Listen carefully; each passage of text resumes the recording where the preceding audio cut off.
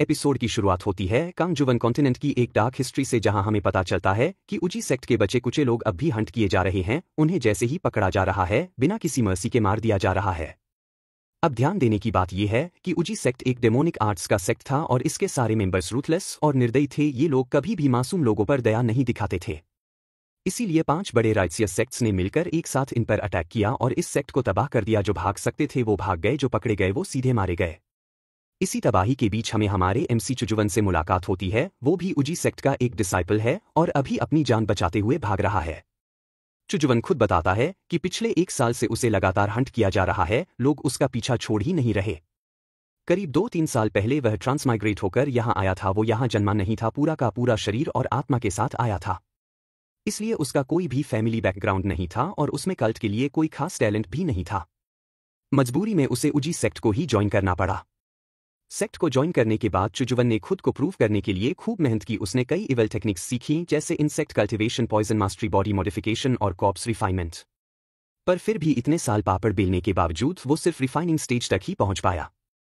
चुजुवन को उम्मीद थी कि उसका एल्डर एक दिन उसे अपना पर्सनल डिसाइपल बना लेगा। और जब वो रिवॉर्ड के बिल्कुल पास था, तभी 5 मेजर सेक्ट्स ने मिलकर सेक्ट पर हमला कर दिया और सब बर्बाद कर दिया। कई एल्डर्स और डिसाइपल्स ब्रूटली मारे गए। जो बचे वो हर तरफ बिखर गए जान बचाने के लिए।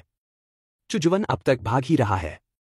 अब एमसी हमें बताता है कि उसकी किस्मत और भी ज्यादा खराब निकली, क्योंकि उसने ब्लड फॉर्मेशन और स्पिरिट सीज टेक्निक जैसे खतरनाक डिमोनिक टेक्निक्स यूज की थी। इनको एक्टिव रखने के लिए उसे चाहिए होता है लार्ज अमाउंट में ब्लड एसेंस और फ्लेश, वो भी जिंदा इंसानों का। अगर उसे ये रिसोर्सेज ना मिले तो उसे बैकलैश झेलना पड़ेगा और वो खुद मर जाएगा। लेकिन चुजुवन अब भी अपने किस्मत पर भरोसा करके एक प्लान बनाता है। वो अपने जूनियर डिसाइपल को कांटेक्ट करता है और उससे कुछ जरूरी आइटम्स खरीदने के लिए एक होटल में बुलाता है। जैसे ही वो जूनियर डिसाइपल यानी लायंग आता है, चुजुवन उससे सीधा पूछता है, सामान लाए हो? लायंग कहता है, तुम अभी भी डिमोनिक आर्ट्स प्रैक्टिस करने की सोच रहे हो? अगर 5 सेक्ट्स को पता चला तो वो तुझे जिंदा टांग देंगे। चु जवाब देता है, तब उन्होंने हमें बकरी समझकर मारा था, अब पकड़ेंगे तो वैसे भी मारेंगे, प्रैक्टिस करते हुए पकड़ेंगे तो भी आउटकम सैम है। लायन फिर अपने पास से कुछ रिसोर्सेज निकालता है और चु को दे देता है। कहता है इन्हें पाना आसान नहीं था। लेकिन तभी चुजुवन को अपने पेट इंसेक्ट से एक सूचना मिलती है। पीछे बैठे लोग आपस में बातें कर रहे हैं। चु अपने इंसेक्ट के जरिए उनकी बात सुनता है और उसे समझ आ जाता है कि ये सब पहले से ही जाल बिछाकर बैठे हैं। गद्दार कोई और नहीं, लायंग ही है। चुजुवन अब गेम प्ले करता है। वो उसे कहता है, मुझे अभी भी स्पिरिट पिल चाहिए, ला सकोगे? लायंग हाँ तो कह देता है, लेकिन आगे से पूछता है, क्या तुमने अंकल लियाओ को ढूंढ लिया है? चु जवाब देता है, जितना दिया जाए उतना ही खाओ, अगर तुम्हारे पास पिल है तो मुझे दो और यहां से निकलो। लायंग बहाना बनाता है, पिल महंगी है और ऊपर से मेरी जान खतरे में है। अगर हमें अंकल लियाओ का लीड मिल जाए तो शायद प्रोटेक्शन के नाम पर मैं वो पिल ला सकता हूं। चुजुवन को यही चाहिए था, वो उसके साथ चलने को तैयार हो जाता है। बाकी लोग भी उसे जाने देते हैं क्योंकि उनका लीडर असली टारगेट यानी अंकल लियाओ को पकड़ना चाहता है। ये सब लोग एक पुराने घर में पहुंचते हैं जहां चुजुवन उसे नीचे तहखाने की तरफ ले जा रहा था। लायंग रास्ते में पूछता है, और कितनी देर लगेगी? मुझसे इंतजार नहीं हो रहा। चु पलट के कहता है, अगर इतनी जल्दी है तो तुझे तेरे भाइयों के पास भेज देता हूं जो पहले से हड्डियां सेक रहे होंगे। अगले ही सीन में हम देखते हैं कि लायंग दरवाजा तोड़कर बाहर गिरता है। बाहर बैठे लोग उसकी हालत देखकर आते हैं। लायंग उन सबसे कहता है, चुजुवन बहुत चालाक है, बाकी सब भी अंडरग्राउंड में छिपे हैं, जाओ और पकड़ लो। उनका लीडर सबको आदेश देता है, तहखाने जाओ और सबको वहीं मार डालो। जैसे ही वो लोग तहखाने में घुसते हैं, उन्हें एक डेड बॉडी दिखती है जिसकी पूरी स्किन उसके शरीर से लिटरली खींच ली गई है। उनका लीडर जैसे ही उस बॉडी को चेक करता है, उसे पता चलता है फेस की स्किन के साथ साथ टट्टू को भी खींचकर अलग कर दिया गया है, बाहर निकाल लिया गया है। और तब जाकर नेता को पता चलता है कि यह स्किन लियांग की है, यानी लियांग मारा गया है और जो बाहर गिरा था वो असल में चूजवान था। इसके बाद हम लोग चूजवान को देखते हैं जो लियांग के चेहरे को अपने मुंह से हटाता है और बताता है कि इसे पहनना गर्मी में हुडी पहनने के बराबर है। चूजवान इस बार तो उन लोगों को चकमा दे के बाहर आ गया है, लेकिन हर बार वह सफल नहीं हो सकता है, वह जिंदगी भर भाग भी नहीं सकता है। और चूजवान इसी बारे में सोच रहा था कि उसे यहाँ पर रेडियस पाथ को चुन लेना चाहिए इवल पाथ से, लेकिन अचानक से कल्ट टेक्निक और पथों के बदलाव के चक्कर में वह अपने कल्ट का नुकसान भी कर सकता है और काफी ज्यादा चांस है कि वह मर भी जाएगा। और ऊपर से चूजवान ने यहाँ तक पहुँचने के लिए कई सारे पापड़ बेले हैं और वह उन सभी पापड़ों को ऐसे ही बर्बाद नहीं होने देना चाहता और ऊपर से डेमोनिक आर्ट्स काफ़ी कम रिसोर्सेस को लेती हैं और जल्दी रिजल्ट देती हैं और चूजवान की ऑर्डिनरी एटीट्यूड के साथ इमोर्टालिटी को हासिल करना कोई बड़ी बात नहीं होगी, इसलिए उसे लगातार डेमोनिक पाथ पर ही चलते रहना होगा। उसी रात हम लोग चूजवान को गुफा के अंदर देखते हैं और इसने लियांग से बदला लेने के लिए उसका जितना भी माल था उसे चुरा लिया था और हंसते हुए कहता है कि दिन चाहे जैसा भी हो माल लूटने का मजा अलग ही होता है। चूजवान हमें यह भी बताता है कि लियांग के पास वुजी सेट का कोई रहस्यमय आर्टफैक्ट भी था और ऐसा कहा जाता है कि इस आर्टफैक्ट के पास कोई तो पावर है जो दूसरे रिलम को अपने रिलम से जोड़ती है, लेकिन इसे चालू करने के लिए काफ़ी ज़्यादा हाई क्वालिटी की स्पिरिचुअल एनर्जी लगेगी, लेकिन बदकिस्मती से जब से फाइट वाइट शुरू हुई है तब से कोई इसे छू ही नहीं पाया है। इसलिए चूजवान अपनी थोड़ी सी एनर्जी उस मिरर के अंदर डालता है तो वो मिरर एनर्जी को शोक कर लेता है और वहां पे दूसरी दुनिया का पोर्टल खोल देता है। चूजवान जब उस पोर्टल को देखता है तो वह हैरान होकर कहता है कि यह तो उन सभी मूवीज की तरह लगता है जिन्हें मैंने अपने वर्ल्ड में देखा था, अपोकैलिप्स डिजास्टर की तरह। लेकिन चूजवान गलती ये कर देता है कि वह गलती से मिरर को छू ही लेता है और वह मिरर चूजवान को अपने अंदर ही खींच लेता है। जब चूजवान को होश आता है तो फिर उसे पता चलता है कि मिरर ने उसे उस वर्ल्ड के अंदर भेज दिया है जिसे उसने मिरर के अंदर देखा था। अब चूजवान यही सोच रहा था कि इस दुनिया की हालत ऐसी कैसे हो गई, क्या वार हुई थी, प्लेग हुआ था या फिर किसी एलियन ने अटैक कर दिया था। इसलिए वह इधर उधर कोई सेवियर ढूंढने लगता है जिससे वह कुछ पूछ सके। लेकिन तभी उसकी नज़र एक बंदे पर पड़ती है जो इंसानों की बोटियां नोच रहा था। चूजवान उससे कहता है, अरे भाई सुनो, रास्ता बताओगे? तभी वह पीछे पलटता है तो हमें पता चलता है कि बोटियां नोचने वाला जॉम्बी था जो चूजवान को देखते ही उसके पीछे दौड़ लेता है। यह कहते हुए चूजवान अपने पास से ब्लड वायर नाम का आर्टफैक्ट बाहर निकालता है और वह आर्टफैक्ट 1 सेकंड के अंदर ही उस जॉम्बी के 2 टुकड़े कर देता है। वैसे इस आर्टफैक्ट का नाम है ब्लड स्टील वायर। चूजवान बताता है कि यह ढांचा जो है उसकी स्ट्रेंथ किसी ऑर्डिनरी पर्सन से अलग नहीं है, लेकिन एक कल्टीवेटर के सामने नॉर्मल इंसान क्या ही कर लेगा। वहीं चूजवान की नज़र ब्लड वायर पर पड़ती है तो फिर वह जॉम्बी को खाने के लिए रेडी था। चूजवान उससे पूछता है, क्या तुम सच में इस सड़े गले मांस को खाना चाहते हो दोस्त? तो फिर ब्लड वायर की आगे से लार टपक रही थी। वहीं पे चूजवान मन के अंदर सोचता है तो यह इंसान ही ना, इसके अंदर भी खून है और बॉडी है, तो फिर अगर मैं इसके फ्लश का इस्तेमाल करूं और ब्लड को प्रैक्टिस के लिए यूज करूं तो फिर कल्ट के लिए यह काफ़ी अच्छा रिसोर्स हो सकता है। तो फिर ब्लड वायर काम पे लग जाता है और वह कुछ ही मिनटों के अंदर पूरी बॉडी को ही निकाल देता है, सिर्फ हड्डियां छोड़ता है। चूजवान उससे कहता है, तुमने तो जॉम्बी की फूड चेन की वट ही लगा दी, वह इंसानों को खाते हैं, तुमने उनको खा लिया। और उसी समय वहां और भी दावत आ जाती है और चूजवान उन्हें देखकर कहता है, वह प्रैक्टिस करने के लिए और ज्यादा ब्लड एसेंस और फ्लेश आया है। और चूजवान मन के अंदर सोचता है, अगर यह पूरी सिटी और पूरी दुनिया ही जॉम्बी अपोकैलिप्स के अंदर आ चुकी है तो फिर यह पूरा प्लेनेट ही मेरे रिसोर्स के लिए बना है और यह तो किसी डेमोनिक कल्टीवेटर के लिए जन्नत से कम नहीं है। इसलिए चूजवान वहां ब्लड वायर को आगे भेजता है जो एक झटके के अंदर ही उन सभी जॉम्बीज की मुंडी धड़ से उड़ा देता है। वहीं चूजवान हमें यह भी बताता है कि यहाँ जॉम्बीज को मारने से उसे हेवन की तरफ से मिनट्स भी मिलेंगे। सिंपल सा फंडा है, पाप और पुण्य। इंसानों को मारने से पाप मिलेगा और उन्हें बचाने से पुण्य। और क्योंकि यह पहले से ही मर चुके हैं तो इन्हें मारने से पाप तो नहीं मिलेगा, पुण्य ही मिलेगा, क्योंकि यह इंसानों की मदद ही कर रहा है। वही बात हो गई, एक बंदे को गाड़ी से उड़ा के 100 भिखारियों को खाना खिला दिया। और चूजवान इसी का फायदा उठाते हुए वह कल्टीवेशन की दुनिया का अल्टीमेट गोल पा सकता है जो अपनी पिछली जिंदगी में वह कभी नहीं पा सका था, इमोर्टल। फिर चूजवान कहता है कि उसने काफी कम टाइम में ही यहाँ 4th से 5th लेवल पर ब्रेक थ्रू कर लिया है। इसके बाद वह आसपास देखते हुए मन के अंदर सोचता है कि अब टाइम है यहाँ क्रॉप्स को बनाने का जो उसके लिए काम करेंगे, क्योंकि वह एक एक करके थोड़ी जॉम्बी को मारेगा और उनके ब्लड को रिफाइन करेगा। के लिए यहाँ पे स्ट्रांग बॉडी की जरूरत पड़ती है, इसलिए चूजवान का सर दर्द होने लगता है। लेकिन वो मॉल की तरफ बढ़ते हुए कहता है कि मॉल के अंदर कोई ना कोई बॉडी मिल ही जाएगी जो शक्तिशाली होगी। अब यहीं से सीन शिफ्ट होके मॉल के अंदर का आ जाता है, जहां पे हम लोग एक बंदे को देखते हैं जो कि किसी से कह रहा था कि मुझे बचा लो, और वो उस बंदे से कहता है, ब्रदर हो, तुमने कहा था कि अगर मैं तुम्हारी मदद करता हूं रिसोर्स इकट्ठा करने में और जॉम्बी को भगाने में तो फिर तुम मुझे बचा लोगे। मैं मर नहीं सकता हूं, मेरी मम और बहन को अभी भी मेरी जरूरत है। जिस पर वो आगे से कहता है कि मैं यह बताना भूल गया था कि तुम्हारी मदर पहले ही मर चुकी है, और वैसे भी कि कौन इतनी प्रेशियस मेडिसिन तुम्हारी बूढ़ी माँ के ऊपर वेस्ट करेगा। और वैसे शुक्रिया इतने सारे जॉम्बीज को इकट्ठा करने के लिए, ताकि मैं यहाँ से बच निकलूं। जब तुम मारे जाओगे तो फिर मैं तुम्हारी बहन का ख्याल रखूंगा। इस पे चश्म आगे से मरते हुए कहता है कि तुम्हें कभी भी शांति मुक्त नहीं होगी, तुम हमेशा तड़पते रहोगे, ये मेरी बद्दुआ है। जिसपे वो आगे से भागते हुए कहता है कि यहाँ पे कर्मा और वमा जैसी कोई भी चीज नहीं होती है दुनिया के अंदर, बस एक ही नियम है, वो भी है सरवाइव करना। लेकिन उसी टाइम पे उसकी नज़र चूजवान के ऊपर पड़ जाती है जिसने यह सब कुछ देख लिया था। चूजवान बाहर निकलता है और उसे कहता है कि तुम्हारी फिजिक काफी ज्यादा अच्छी है। चूजवान को देख के हैरान हो जाता है। क्योंकि उसने आज तक कभी इस तरीके का बंदा देखे ही नहीं थे जो इस तरीके के कपड़े पहनता हो और वो चूजवान से पूछता है कि तुम्हारा क्या मतलब था, तो फिर चूजवान आगे से कहता है कि मेरा मतलब यह है कि तुम्हारी फिजिक काफी ज्यादा अच्छी है क्रॉप्स रिफाइन करने के लिए और तुम मेरे परफेक्ट सर्वेंट बनोगे, लेकिन वो चूजवान के ऊपर अपनी स्नाइप से सीधा अटैक कर देता है। तो फिर चूजवान भी आगे से ब्लड वायर का इस्तेमाल करते हुए चूजवान के अटैक को काउंटर करता है, तो एक झटके के अंदर ब्लड वायर उसके सर्ट को ही आधा से तोड़ देता है। वो आगे से बताता है कि इस बंदे की इंस्टिंक्ट काफी ज्यादा तेज है, यह पक्का शायद एक ट्रांसजेंडर है। इस दुनिया के अंदर जिन लोगों के पास भी पावर्स है स्पेशल टाइप वाली, उन्हें ट्रांसजेंडर इसलिए हुको समझ में आ जाता है कि वो बिल्कुल भी चूजवन का मुकाबला नहीं कर सकता है, इसलिए टंगू आगे से मक्खनबाजी करने लगता है और वो चूज वन से कहता है कि उसका जीजा यहाँ पे लिंक गैंग का लीडर है, अगर वो उसको जाने देगा तो फिर उसका जीजा उसे कई सारी सप्लाइड। वन उसे पूछता है कि ये लिंक वन गैंग क्या चीज है, जिसपे टैंगो चूजवन को आगे से बताता है कि लिंक वन गैंग नोंगू सिटी के अंदर सबसे बड़ी ऑर्गेनाइजेशन है और उसका भाई उसका जीजा यहाँ पे एक ट्रांसजेंडर है और वो उसे 10 गुना ज्यादा शक्तिशाली है। लेकिन चूसफन आगे से कहता है कि बस 10 गुना ज्यादा शक्तिशाली है, तुम्हारे जैसा मोटल मेरा कुछ उखाड़ नहीं पा रहा है, तुम्हारा जीजा क्या उखाड़ पाएगा।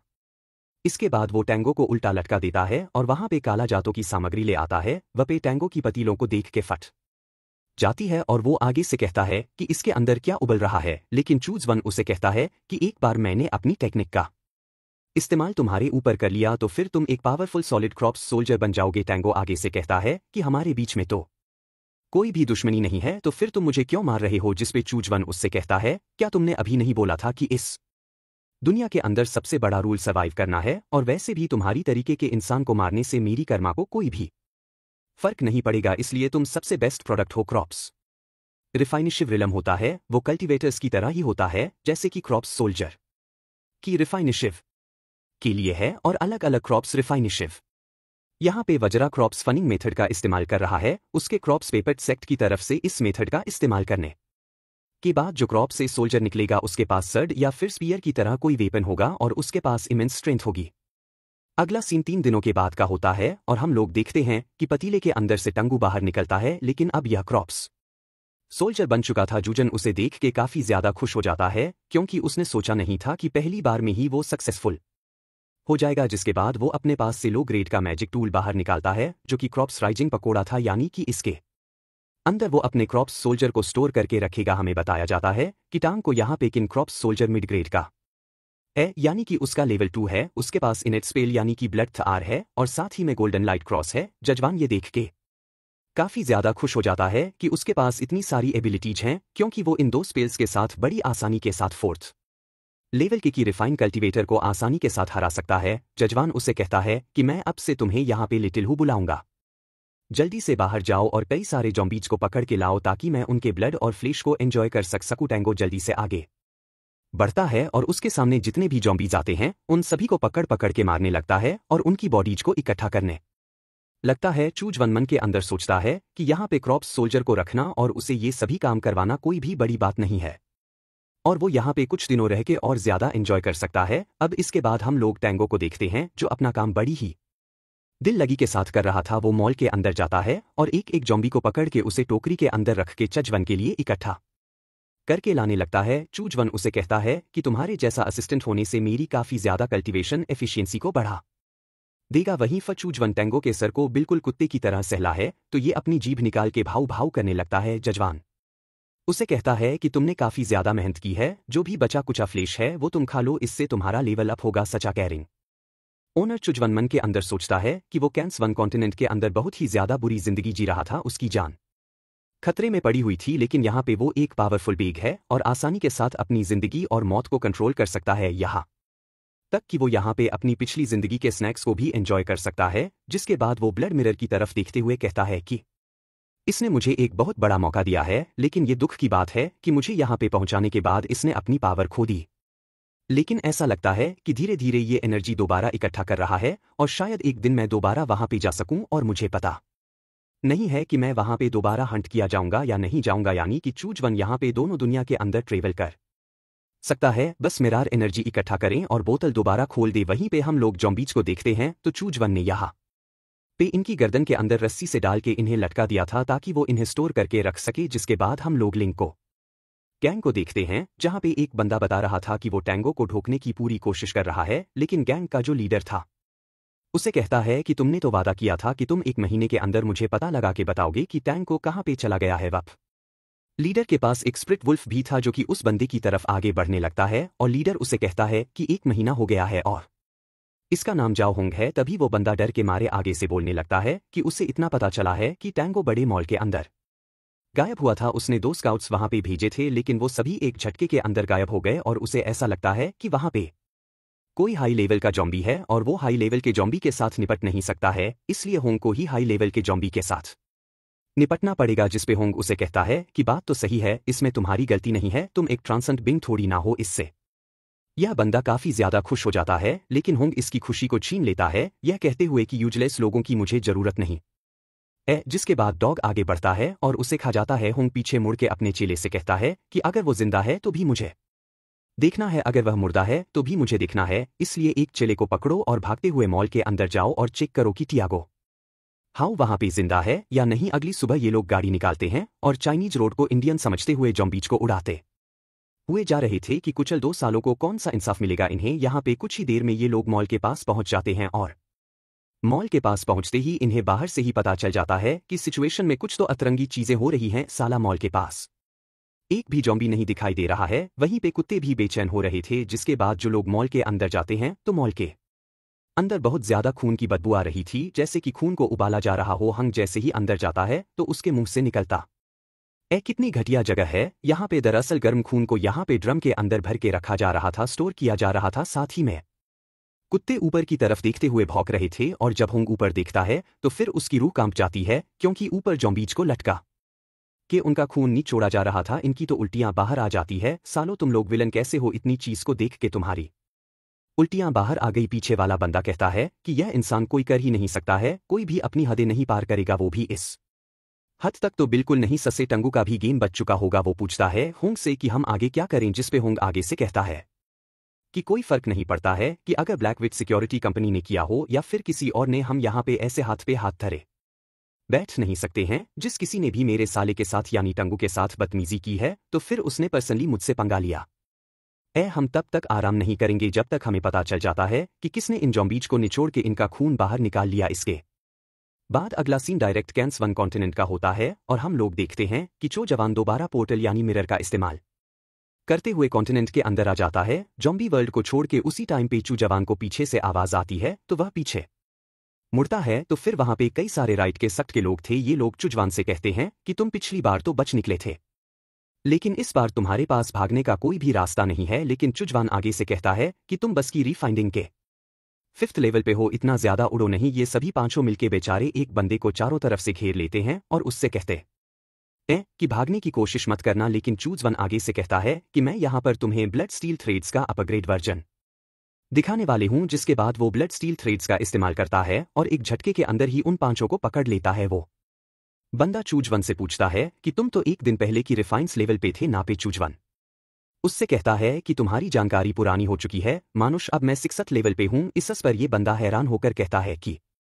ये इम्पॉसिबल है, तुम 3 दिनों के अंदर 6th लेवल पर ब्रेक थ्रू नहीं कर सकते थे हो। 3 दिन की बात सुनके चूजवान काफी ज्यादा हैरान होता है, क्योंकि उसने वहां पे पूरे 1 महीना बिताया था। जिसका मतलब यह हुआ कि कैंग जवान कॉन्टिनेंट के अंदर एक दिन जमी प्लेनेट के अंदर 10 दिन के बराबर है। चुजवान उन लोगों से पूछता है कि जनाब मुझे यह बताना, तुम्हारे साथ कोई दूसरे टुकड़ी तो नहीं थी जो मेरे पीछे पड़ी हुई हो, जिनके अंदर कोई फाउंडेशन इस्टेब्लिशमेंट वाला अंकल भी हो। लेकिन ये लोग आगे से कोई भी जवाब नहीं देते हैं। तो चूजवन आगे से स्टील वायर को और ज्यादा कसने लगता है तो इनकी गर्दन कटने लगती है और एक झटके के अंदर ही चूजवान एक बंदे के टुकड़े टुकड़े कर देता है। चुजवान उन लोगों को मिठाई देते हुए कहता है कि मैं तुम्हारी जिंदगी बख्श दूंगा अगर तुम मुझे जवाब देते हो। तो ये आगे से बकना शुरू कर देते कि सिर्फ वही लोग उसका पीछा कर रहे थे और कोई भी यहाँ पे सपोर्टिंग टीम नहीं है। चुजवान आगे से मिठाई वापस छीन लेता है, यह कहते हुए कि तू फिर मुझे जिंदा की बात ही नहीं है, मैं जैसे चाहे वैसे तुम्हें मार दूं। और जजवान एक झटके के अंदर ही विचार के टुकड़े टुकड़े कर देता है। तुमने सच में यकीन कर लिया साला, मैं तो डेमोनिक सख्त से आता हूँ, डेमोनिक कल्टीवेटर हूँ, हमारे खून में ही धोखेबाजी है। जिसके बाद स्टील वायर आगे बढ़ता है और उन सभी लोगों के फ्लश को खाने लगता है। जजवान आगे से बताता है कि उसके पास यहाँ पे ब्लड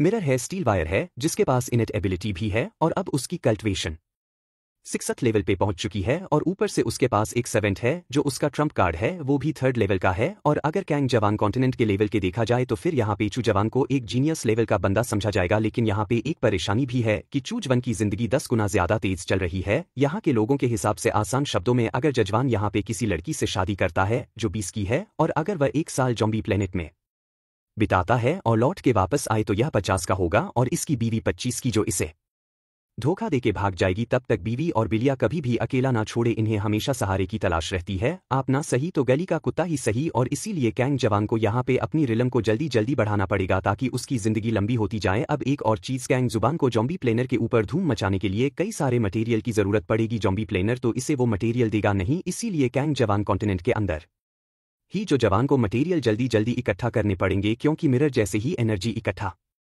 करेगा तो फिर वो पोर्टल खोल देगा और कैंग जवान को दोबारा जॉम्बी प्लेनेट जाना पड़ेगा। अगला सीन एक सिटी का होता है और हम लोग कैंग जवान को देखते हैं। अब इसे जितने भी नॉर्मल मटेरियल चाहिए थे उसने इकट्ठा कर लिए थे, लेकिन कुछ खास तरीके के मटेरियल के लिए कुछ खास जगहों की जगह पे जाना पड़ता है। और उसी टाइम पे कैंग जवान की नजर व्हाइट रेड बोन ग्रास के ऊपर पड़ती है, जो कि वोट सेट का एक टोकन का एक जरिया हुआ करता था। कैंग जवान जैसे ही उसको देखता है तो फिर वो मालिक से बात करने लगता है कि तरबूज कितने का है, तो वो आगे से कहता है 20 लाख रुपए, अपना नाम बताता है। तो फिर यह बंदा चूजवान का फैन निकलता है, यह कहते हुए कि आप तो हमारे सीनियर ब्रदर हैं, मैं भी आपकी सेम बैच में ही था। इसके बाद ये चूजवान के अगल बगल में घूमते हुए कहता है कि मैं आपको बचपन से ही एडमायरिंग मॉडल मानता था। नगी चूजवान से कहता है कि मैं आपको सीक्रेट कोड भी देता हूं जिससे हम लोग आपस में बात कर सकते हैं। इसके बाद वो चूजवान को यह भी बताता है कि अंकल लू और बाकी जितने भी सीनियर ब्रदर्स हैं वो सभी इस समय वो फैमिली के मीनार के अंदर छुपे हुए हैं, और सत्य में इन्हें 3 दिनों पहले ही लियांग को मारने वाली बात पता चल गई थी, वही जो मैंने पहले बताया था जिसको चजवन ने सबसे पहले खाल निकाल ली थी। चुजवान आगे से कहता है कि अंकल लियो का डिसीजन बहुत ही ज्यादा समझदार वाला है, इसीलिए फाउंडेशन एस्टेब्लिशमेंट स्टेज पे होने के बावजूद वो अभी तक जिंदा है। ये काफी अच्छी बात है कि वो लोग अभी तक सही सलामत है और उनका छुपे रहने का प्लान अभी तक चल रहा है। चंगी चूजवन से कहता है कि आप हमें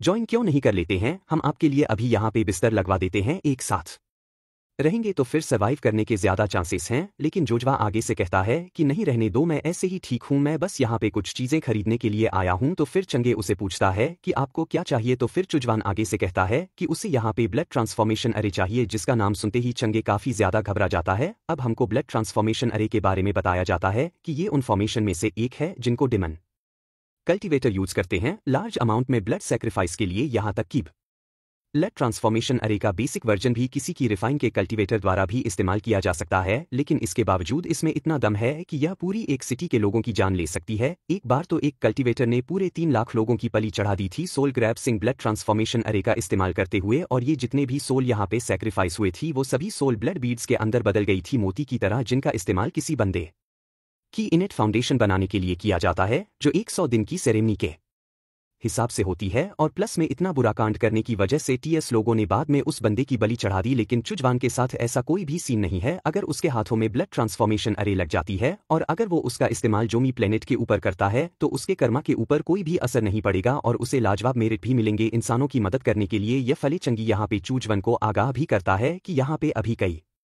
सारे टे सेक्टर वाले लगातार उनके निमोनिक आर्ट्स को ढूंढने की कोशिश कर रहे हैं। अगर वो इस टाइम पे यहाँ पे फॉर्मेशन को एक्टिवेट करेगा तो फिर एकट सेक्ट वालों को उसके बारे में पता चल जाएगा, लेकिन चूज उससे कहता है कि ये तुम्हें जिंदा करने की जरूरत नहीं है, तुम्हारे पास है या नहीं। जोजन आगे से कहता है कि उसके पास है। तो इसके बाद अगला सीन मुझिक सेट के सीक्रेट बेस का होता है, जहाँ पे कोई दूसरा बंदा आया हुआ था और उसके पास ब्लड ट्रांसफॉर्मेशन अरे थे। इसका नाम बजिंग है, जो कि इनर सेक्ट के अंदर है और इसकी रैंक 11 है। और ये चूजवन से कहता है कि मेरे पास है तो लेकिन मैं तुम्हें क्यों बेचूं है। दरअसल इन दोनों के बीच में 36 का आंकड़ा है। पुरानी रंजस की वजह से दरअसल चूजवन इसकी गति खा गया था, लेकिन अभी चूजवन को यहाँ पे अरे फॉर्मेशन चाहिए, इसीलिए वो आगे से ब्लड बीट्स को बाहर निकालता है और कहता है कि तुम्हें इसकी जरूरत तो होगी ही मुन्ना। वहीं पे ये लोग इतने सारे ब्लड बीट्स को देके बहुत ज्यादा हैरान हो जाते हैं और चंगी चूजवन से पूछता है कि उसने कितने सारे लोगों को सैक्रिफाइस किया इन्हें बनाने के लिए, जिस पे जूमिंग आगे से कहता है कि इनके अमाउंट को देख के मुझे पक्का यकीन है कि ये कम से कम 1000 सोल्स तो लगे ही होंगे। उसी टाइम पे वहां पे हुआ नाम का एक और बंदा आता है और इसकी रैंक 12 है और वो चूजवन से कहता है कि इतने सारे अमाउंट में इन ब्लड बीट्स को हार्वेस्ट करना, वो भी राइटिया सेक्ट की आंखों के सामने, इसका मतलब तो यही है कि तुम पावर के मामले में हमें पीछे छोड़ चुके हो। जूमिंग भी मन के अंदर यही सोचता है कि चूजवन सस में उसे हमेशा एक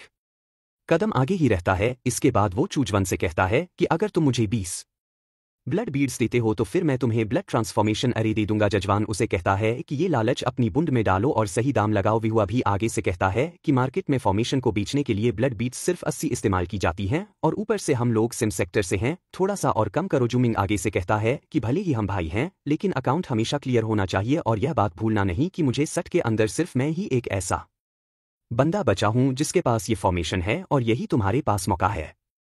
अगर तुम्हें मिलता है तो फिर मिलेगा, नहीं तो कभी भी नहीं। जोसन उसे कहता है कि तुम गलती कर रहे हो मुन्ना, ये फॉर्मेशन तुम्हारे हाथों में यूजलेस है, पूरी तरीके से वर्थलेस, लेकिन ये ब्लड बीट्स तुम्हारी जिंदगी की सांसें हैं, इनकी बिना तुम मारे जाओगे। अब मुझे यहाँ पे यह बताओ जरूरत किसकी ज्यादा है यहाँ पे। तो फिर जूमिंग यहाँ पे हार मार लेता है और वो चूजवन से कहता है कि 80 ठीक रहेंगी, लेकिन चूजवन आगे से कहता है 60। जूमिंग आगे से चिल्लाते हुए कहता है कि अब तुम मुझे लूट रहे हो। चुसुवन आगे से कहता है नहीं लेनी है तो मैं जा रहा हूं, लेकिन जूमिंग उसे रोकता है क्योंकि जिंदगी टिकी हुई है भाई। लेकिन चुजवन हद से ज्यादा कमड़ और वो रेट को गिरा के 50 कर देता है, जिसे लिए जूमी की ओर जलती है, लेकिन बेचारा कुछ कर नहीं पाता है और उसे डील के लिए हाँ कहना ही पड़ता है। चवन उससे कहता है कि अच्छी चॉइस थी, नहीं तो भूखे मर जाते। पेपे जोजन पीछे मुड़ के विहुआ की तरफ देखता है और मन के अर्थ सोचता है कि उसके पास ब्लड बीट्स बची हुई हैं, अगर वो यहाँ पे किसी के ऊपर एहसान कर देता है तो यह उसके लिए फायदे का सौदा रहेगा, इसलिए वो पीछे मुड़ता है और अपने पास से कई सारे ब्लड बीड्स निकालते हुए विहुआ को दे देता है। कुछ स्प्रिट स्टोन्स के बदले में विहुआ भी डील को एक्सेप्ट कर लेता है और आगे से कहता है कि उन्हें लोगों को इन ब्लड बीड्स की जरूरत थी और इससे में इनकी कीमत सोने के बराबर है। लेकिन वही हुआ यहाँ पे जजवान के साथ कोई भी गड़बड़ नहीं करता है और इन ब्लड बीड्स के बदले में चूजवान को तेज छोटे स्पीड स्टोन्स देता है जो कि मार्केट प्राइस के बराबर है। इसके बाद चूजवान वहां पे जाने वाला था तो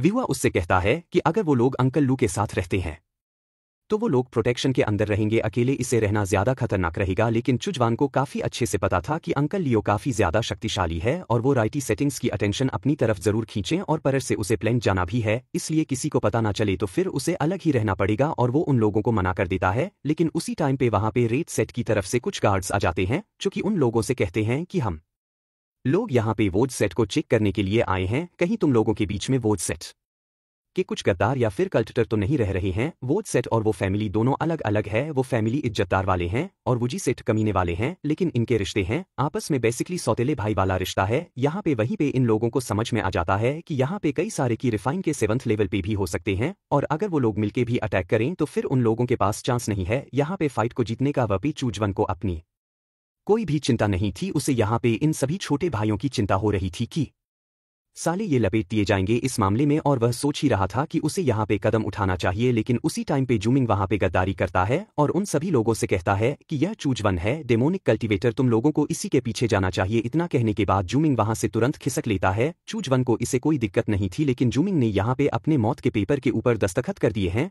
इसीलिए वो भी फाइट करने के लिए रेडी हो जाता है और पीछे मुड़ के उन लोगों से कहता है कि तुम लोग निकलो, मैं तुम्हें कवर देता हूं। तो फिर ये लोग भी यहीं से खिसक लेते हैं, यह कहते हुए कि वो लोग चूजवन उनकी कभी भी काइंड को भूलेंगे नहीं। वफ ये इन लोगों का लीडर जो कि बाकी लोगों को उनके पीछे जाने से मना कर देता है, यह कहते हुए कि यह चूजवन है, इसको अंकल सिंह भी नहीं पकड़ पाए थे, यह हमारे लिए काफी ज्यादा कीमती है उन चूज के मुकाबले में। और वो लोग चूजवन से कहते हैं कि हमने सोचा भी नहीं था कि तुम्हारे जैसा कमीना निहायती कुत्ता डेमोनिक कल्टीवेटर दूसरे लोगों के लिए खुद को सैक्रिफाइस करेगा। खैर, उन्हें जिंदा छोड़ना मेरे लिए ही फायदे की बात होगी, जैसे कि मैं उन्हें पाल रहा हूं, इसके बाद कसाई को दे दूंगा, लेकिन तुम्हारे लिए अब तुम्हारा जिंदगी की रेखा खत्म होती है और अपनी मौत के लिए रेडी रहो। जजवान आगे से कहता है कि अच्छा, जिसके बाद वो आगे से स्टील वायर का इस्तेमाल करता है और उनके साथ फाइट करने लगता है। वो बंदा अपनी शॉट से अटैक करता है तो स्टील वायर उसकी शॉट में ही लिपट जाता है और उसकी शॉट को उसी की तरफ मोड़ने लगता है। उसी टाइम में दो लोग चू जवान के ऊपर पीछे से अटैक कर देते हैं तो चू जवान आगे से पकौड़ा के अंदर से टैंग हुआ को बाहर निकालता है, जो बाहर निकलते हुए उन दोनों गार्ड्स की मुंडी पकड़ लेता है, जिसे इन लोगों की फटने लगती है और ये लोग कहते हैं कि ये तो बस बलि का बकरा था ना, जिसके साथियों ने इसे छोड़ दिया था। वह पिछू जवान लोगों से कहता है, साले अकल के अंधो, तुम लोगों को लगा नहीं कि मेरे पास हुक्म का इक्का भी हो सकता है जो तुम्हारी बजा के रख दे। इसके बाद टैन को आगे से उनकी मुंडी तरबूज की तरह फोड़ देता है और चुजवन उनके लेटर से कहता है कि तुम अग्री नहीं करते और उसे कहता है, बाबू अब बता भी दो तुम्हारे बैग के अंदर क्या क्या माल भरा पड़ा है। इसके बाद अगला सीन अंकल लियो का होता है और ये लोग आके अंकल लियो को बताते हैं कि इन लोगों ने चूजवान को मरने के लिए छोड़ दिया। अंकल लियो उन लोगों से कहते हैं कि सालों माना कि हमारा सेक्ट डिस्ट्रॉय हो गया है, लेकिन इसके बावजूद हम लोग एक ही कश्ती पे सवार हैं और ऊपर से चूजवन टॉप 10 इनर डिस्बर्स में से एक था, वो हमारी काफी ज्यादा मदद कर सकता था, तुम्हें एक साथ काम करके वहां से बच के भाग निकलना चाहिए था। जूमिंग आगे से झूठ बोलते हुए कहता है कि सिचुएशन उन लोगों के हाथों से बाहर निकल चली थी, इसलिए उन लोगों को चूज वन को बलि का बकरा बनाना पड़ा। लेकिन अंकल लियू उन लोगों से कहते हैं कि यह बात छोड़ो, एक फाउंडेशन इस्टेब्लिशमेंट कल्चर हमारी तरफ आगे बढ़ रहा है, शायद से वो मेरे पीछे ही होगा। तो ये लोग आगे से कहते हैं कि हम एक साथ फाइट करेंगे, जिसपे अंकल लियू उन लोगों से कहते हैं, सालों तुम्हारी कल्टीवेशन के हिसाब से तुम सिर्फ उसके लिए फर्टिलाइजर की तरह काम करोगे, जिसका इस्तेमाल वो मुझे कमजोर करने के लिए और मुझे मारने के लिए करेगा, इसीलिए तुम यहां से भागोगे। मैं उन्हें रोकूंगा। उसी दिन में वहां पर रेड सेट की तरफ से अंकल सुना जाते हैं, जो कि अंकल लियो से कहते हैं कि मैं तुम्हारा ही इंतजार कर रहा था, कब तक खुद को बचाओगे, जल्दी से मरो ना। इसके बाद अगला सीन इन लोगों का होता है, जहां पे ये लोग भाग के जा रहे थे और सोच रहे थे इन्हें किस तरफ जाना चाहिए। वह फज में आगे से कहता है कि हम लोग भागे रहे हैं, तो चलो हम लोग चूजुवान की बॉडी को भी उठा लेते हैं। लेकिन जब ये लोग उस जगह पे पहुंचते हैं तो फिर इन लोगों को वहां पे सिर्फ रत्स की ही बॉडी, लब चूजवान की वहां पे बॉडी ही नहीं थी। इन लोगों को ऐसा लगता है कि चूजवान ने ही शायद यहाँ पे ये सब कुछ किया हो। लेकिन जूमिंग आगे से कहता है कि तुम्हें क्या लगता है, इन लोगों के पास एक लेवल के की रिफाइन वाले बंदे थे, तुम्हें लगता है कि वह इनका सामना अकेले कर पाएगा। वे हुआ इन लोगों से कहता है कि अभी ये सब कुछ सोचने का टाइम है नहीं, जल्दी यहाँ से निकलो इससे पहले कि कोई हमारे पीछे आ जाए। इसके बाद अगला सीन 5 दिनों के बाद का होता है और हम लोग इन लोगों को माउंटेन के ऊपर देखते हैं और कुछ ही देर के अंदर अंकल लियू भी यहाँ पे आ गए थे। हालांकि ये बस जख्मी हुए थे। अंकल लियू उन लोगों से कहते हैं कि इस तरीके की लड़ाई में चोट लगना नॉर्मल बात है, हालांकि मुझे खुशी हुई कि तुम लोग अपनी जान बचा के यहाँ पे भाग आए। जिस पे भी वो आगे से कहता है कि उसकी मदद के बिना वो लोग वहां से बच के भागना निकल पाते। साथ ही में वो लोग ये भी बता देते हैं कि जब वो लोग वहां से बच के भाग निकल रहे थे तब उन्हें वहां पे कई सारे गार्ड्स की बॉडी मिली, जिनको शायद से चूजवान ने मारा हो सकता है। अंकल लियू लोगों से पूछते हैं तो चूजवन के बारे में कोई भी हता पता नहीं है, जिस पे भी वो आगे से कहता है कि हड़बड़ी में हम लोगों ने उसके बारे में ज्यादा कुछ पूछा नहीं था। इस पे जूमिंग आगे से कहता है क्या पता वह पहले ही मारा जा चुका हो और उसकी बॉडी को उन लोगों ने राख के अंदर बदल दिया हो। अंकल लियू यहाँ पे चूजवन के बारे में दो शब्द कहते हैं और आगे से कहते हैं कि मुमकिन हो वह जिंदा बच चुका हो। अभी के लिए ये लोग अपना नया ठिकाना ढूंढते हैं और चूजवान को ढूंढने की कोशिश करते हैं। अगर वो इन्हें मिलेगा तो ये लोग उसे भी अपने साथ ज्वाइन करा लेंगे, क्योंकि सेक्ट के डिस्ट्रॉय होने के बाद उसे कई सारी दिक्कतों का सामना करना पड़ सकता है और उसकी जिंदगी भी खतरे में होगी। हालांकि हम लोग चूजवान को देखते हैं जो कि मस्त एंजॉय कर रहा था और आगे से कहता है कि जिंदगी बड़ी सुहावनी है दोस्त, साला दूसरों का माल और गर्लफ्रेंड छीनने का मजा ही कुछ और है। दरअसल चूजवान को पोटली के अंदर से 8 सोलो ग्रेड के स्पीड स्टोन और 2 मीडियम ग्रेड के स्पीड स्टोन मिल चुके थे, साथ ही में स्पीड गैदरिंग फॉर्मेशन और एक मिस फॉर्मेशन, और ये दोनों ही परफेक्ट किसी भी कल्टीवेशन के लिए। लेकिन हैरानी की बात यह थी कि चूजवान को उसके अंदर से सोल बैनर भी मिला था। सोल बैनर बहुत ही ज्यादा फेमस या फिर इनफेमस जो भी हो इवल आर्टिफैक्ट है, जो किसी की भी इंसानियत या फिर नियत को बदल सकता है। इस तरीके के मीडियम ग्रेड के सोल बैनर का इस्तेमाल ज्यादातर लाखों लोगों की जिंदगियां लेने के लिए किया जाता है, ताकि उनके सोल्स को सक्सेसफुली एक्सट्रैक्ट और रिफाइन किया जा सके। और कोई सोच भी नहीं सकता है कि इस तरीके की चीज कोई रटिस कल्टर अपनी जेब के अंदर छुपा के रखेगा और चुपके से इसका इस्तेमाल करेगा खुद की ताकत को बढ़ाने के लिए। अब जुवान के हाथों में एक काफी ज्यादा कमाल की चीज लग चुकी है। अब वो कई सारी जॉम्बीज को एक्सट्रैक्ट करेगा और उनकी सोल्स को रिफाइन करेगा और इस बैनेट की पूरी ताकत का इस्तेमाल करेगा, क्योंकि चूजवान को जितनी भी चीजें थी उन सभी चीजों की जरूरत पूरी हो चुकी थी। तो यह तुरंत मिरर का इस्तेमाल करता है और जॉम्बी प्लेट के लिए निकल जाता है। हालांकि चूजवान जब प्लेनेट में पहुंचता है तो फिर मॉल के अंदर पूरी तरीके से तबाही मची हुई थी। जो भी ब्लड वेल्ड वो रिफाइन करने के लिए छोड़ के गया था वो सभी पूरी तरीके से डिस्ट्रॉय हो गया था। चूजवान अंदाजा लगाता है कि उसे करीब 2 महीने हो गए होंगे इस जगह को छोड़ के, और 2 महीनों के अंदर बिल्कुल भी यह जगह अपने आप पूरी तरीके से डिस्ट्रॉय नहीं होगी। साथ में चूजवान ने जो भी खास चीजें यहाँ पे रखी हुई थी उन लोगों ने उन्हें भी जला दिया था। अब इससे चूजवान का माथा सड़क जाता है, क्योंकि एक तो साला वो लोग उसकी सभी चीजों को डिस्ट्रॉय करके चले गए और उसने जो खाना छोड़ा था उसे बर्बाद कर दिया। इसलिए वो जल्दी से टैंकों को बाहर निकालता है और उसे कहता है कि जिस किसी ने यहाँ पे हक किया है उसे ढूंढ के लाओ, उसका पिछवाड़ा तो मैं साफ करूंगा, वो भी कैक्टस से। अब इसके बाद अगला सीन इस नमने का होता है जो तहकीकात के नाम पे हवा बस का नंगा नाच करना चाहता था, लेकिन इसका पाप का घड़ा भर जाता है और इसे ड्रम लगाने का मौका नहीं मिलता, क्योंकि तब तक टैंगो इसके पीछे आ जाता है। ये टैंगो को देख के पहचान जाता है कि यह टैंगो है और उसे पूछना भी चाहता था कि तुम्हारा ये परिवर्तन किसने किया। हालांकि टैंगो उसे उठाता है और भागते हुए इधर चूजवन के सामने ले जाकर पटक देता है। चूजवन उसे कहता है काफी जल्दी आ गए दोस्त, जिसके बाद वह टैंगो के सर को सहलाता है मालिक के माफिक। वहीं पे यह कहता है तुम हमारे कमांडर बदरहू को इस तरीके से कैसे ट्रीट कर सकते हो। इस पर चूजवन उससे कहता है तुम टाइक को जानते हो तो फिर तुम भी सेम गैंग से होगे, तुम लोगों ने ही साला इस जगह को जलाया है ना। जिस पर वह आगे से कहता है हाँ जलाया है, तो क्या कर लोगे। इस पर चूजवन कहता है जब से यहाँ पे आया मैंने किसी को उंगली नहीं की, लेकिन तुम लोगों ने मुझे पहले उंगली की है। ऐसा लगता है कि अगर मुझे यहाँ पे शांति से जीना और कल्चर है तो पहले तुम लोगों से निपटना पड़ेगा। वपीज वन इसे भी देखते हुए मन में यही सोचता है कि साला यह मुझे क्रॉप्स रिफाइनमेंट के लिए टूल अच्छा लग रहा है। वह भी इसके फटने लगती है क्योंकि उसने यहाँ पे लाशों को लटकते हुए देखा था और वह चूजवन से पूछता है यह क्रॉप्स रिफाइनमेंट क्या है। चूजवन उसे कहता है जिंदा क्यों करते हो, 1 मिनट से समझाऊं, लेकिन पहले मुझे जरा देख तो लेने दो, तुम लोग गैंग के बारे में क्या सोचते हो और गैंग क्या है। और वह आगे से सोल पियर्सिंग आइस का इस्तेमाल करता है। सोल सर्च समझो। अब सोल सर्च की मदद से यहाँ पे सबॉर्डिनेट अपने सारी चीजें बकने लगता है। वह बताता है कि उसका नाम वैंग बाओ है, जो जंग का सब वफादार चेला है और उन लोगों का बेस इसी समय हताई होटल के अंदर है और उन लोगों ने ही इस जगह को जलाया था। टैंगो को ढूंढने के चक्कर में जब वे यहाँ पे पहुंचे तो फिर उन्हें यह जगह बहुत ज्यादा घिनने लगी, इसलिए उन्होंने इस जगह को डिस्ट्रॉय कर दिया। चूजवन उसे पूछता है कि उसके पास एबिलिटी कौन सी है, तो वैंग बाव आगे से बताता है कि वह 1 लेवल का ट्रांसकेंडेंट है और उसके पास 3 स्प्लिट डॉग्स हैं जो तीनों ही 3 मीटर लंबे हैं और बहुत ज्यादा खूंखार हैं। उसकी फिजिकल स्ट्रेंथ किसी नॉर्मल इंसान के मुकाबले में काफी ज्यादा है और वह काफी आसानी से एडवांस लेवल के जॉम्बीज को हैंडल कर सकता है। सोल सर्च का असर खत्म होने वाला था तो चूजवन उसे पूछता है क्या तुमने यहाँ पे किसी नॉर्मल बंदे को मारा है जिसका कोई लेना देना ना हो, सिर्फ मजे के लिए। इस पर वैंग बाव चिल लाते हुए कहता है बेशक इस अपोक्लिप्स दुनिया के अंदर कॉमन लोगों की क्या ही हैसियत है, उन्हें मारने में तो मजा आता है।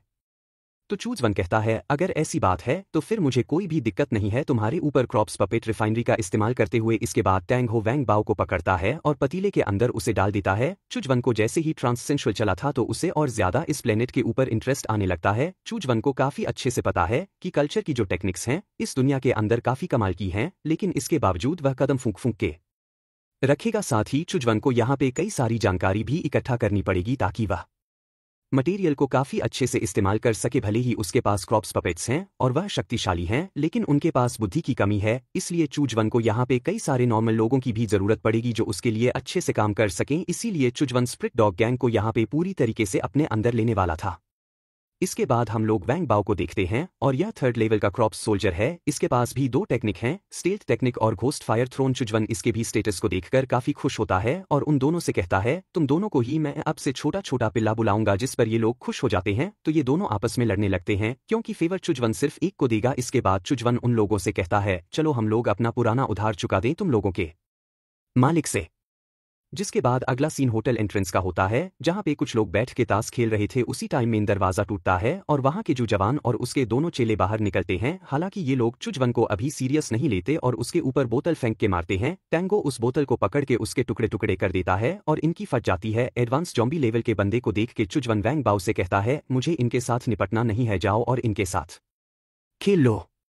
तो फिर वैंग बाव तेजी के साथ आगे बढ़ता है और एक बंदे की गर्दन को काट के उसे सीधा बाहर खींच लेता है और चूजवन उन लोगों से कहता है अगला नाश्ता नहीं बनना चाहते हो तो फिर मुझे हंग के पास लेके चलो। तो फिर ये लोग इस चीज के लिए मान जाते हैं। जिसके बाद अगले सीन में हम लोग देखते हैं कि हुंग अपने सभी चिल्लों को पकड़ता है और डंडा लाठी लेकर चूजवन के सामने खड़ा हो जाता है, यह कहते हुए कि तुम्हें मुझसे क्या चाहिए। पब चूजवन जब पहली बार हुंग को देखता है तो फिर उसे पता चलता है कि हुंग के अंदर भी स्पिरिचुअल एनर्जी से मिलता जुलता कुछ एनर्जी फ्लो कर रहा है, लेकिन वह स्पिरिचुअल एनर्जी से बिल्कुल ज्यादा अलग है। इसलिए चूजवन मन में सोचता है अगर मैंने इसे क्रॉप्स पपेट के अंदर बदल दिया तो यह काफी शक्तिशाली सोल्जर बनेगा। फिर वह उसे पूछता है तुम्हें मुझसे क्या चाहिए और तुम मेरे पीछे क्यों पड़े हुए हो। तो चूजवन आगे से कहता है तुमने मेरे इलाके को जला दिया, पूरी तरीके से बर्बाद कर दिया, तो फिर मैं यहाँ पे हिसाब बराबर करने के लिए आया हूँ।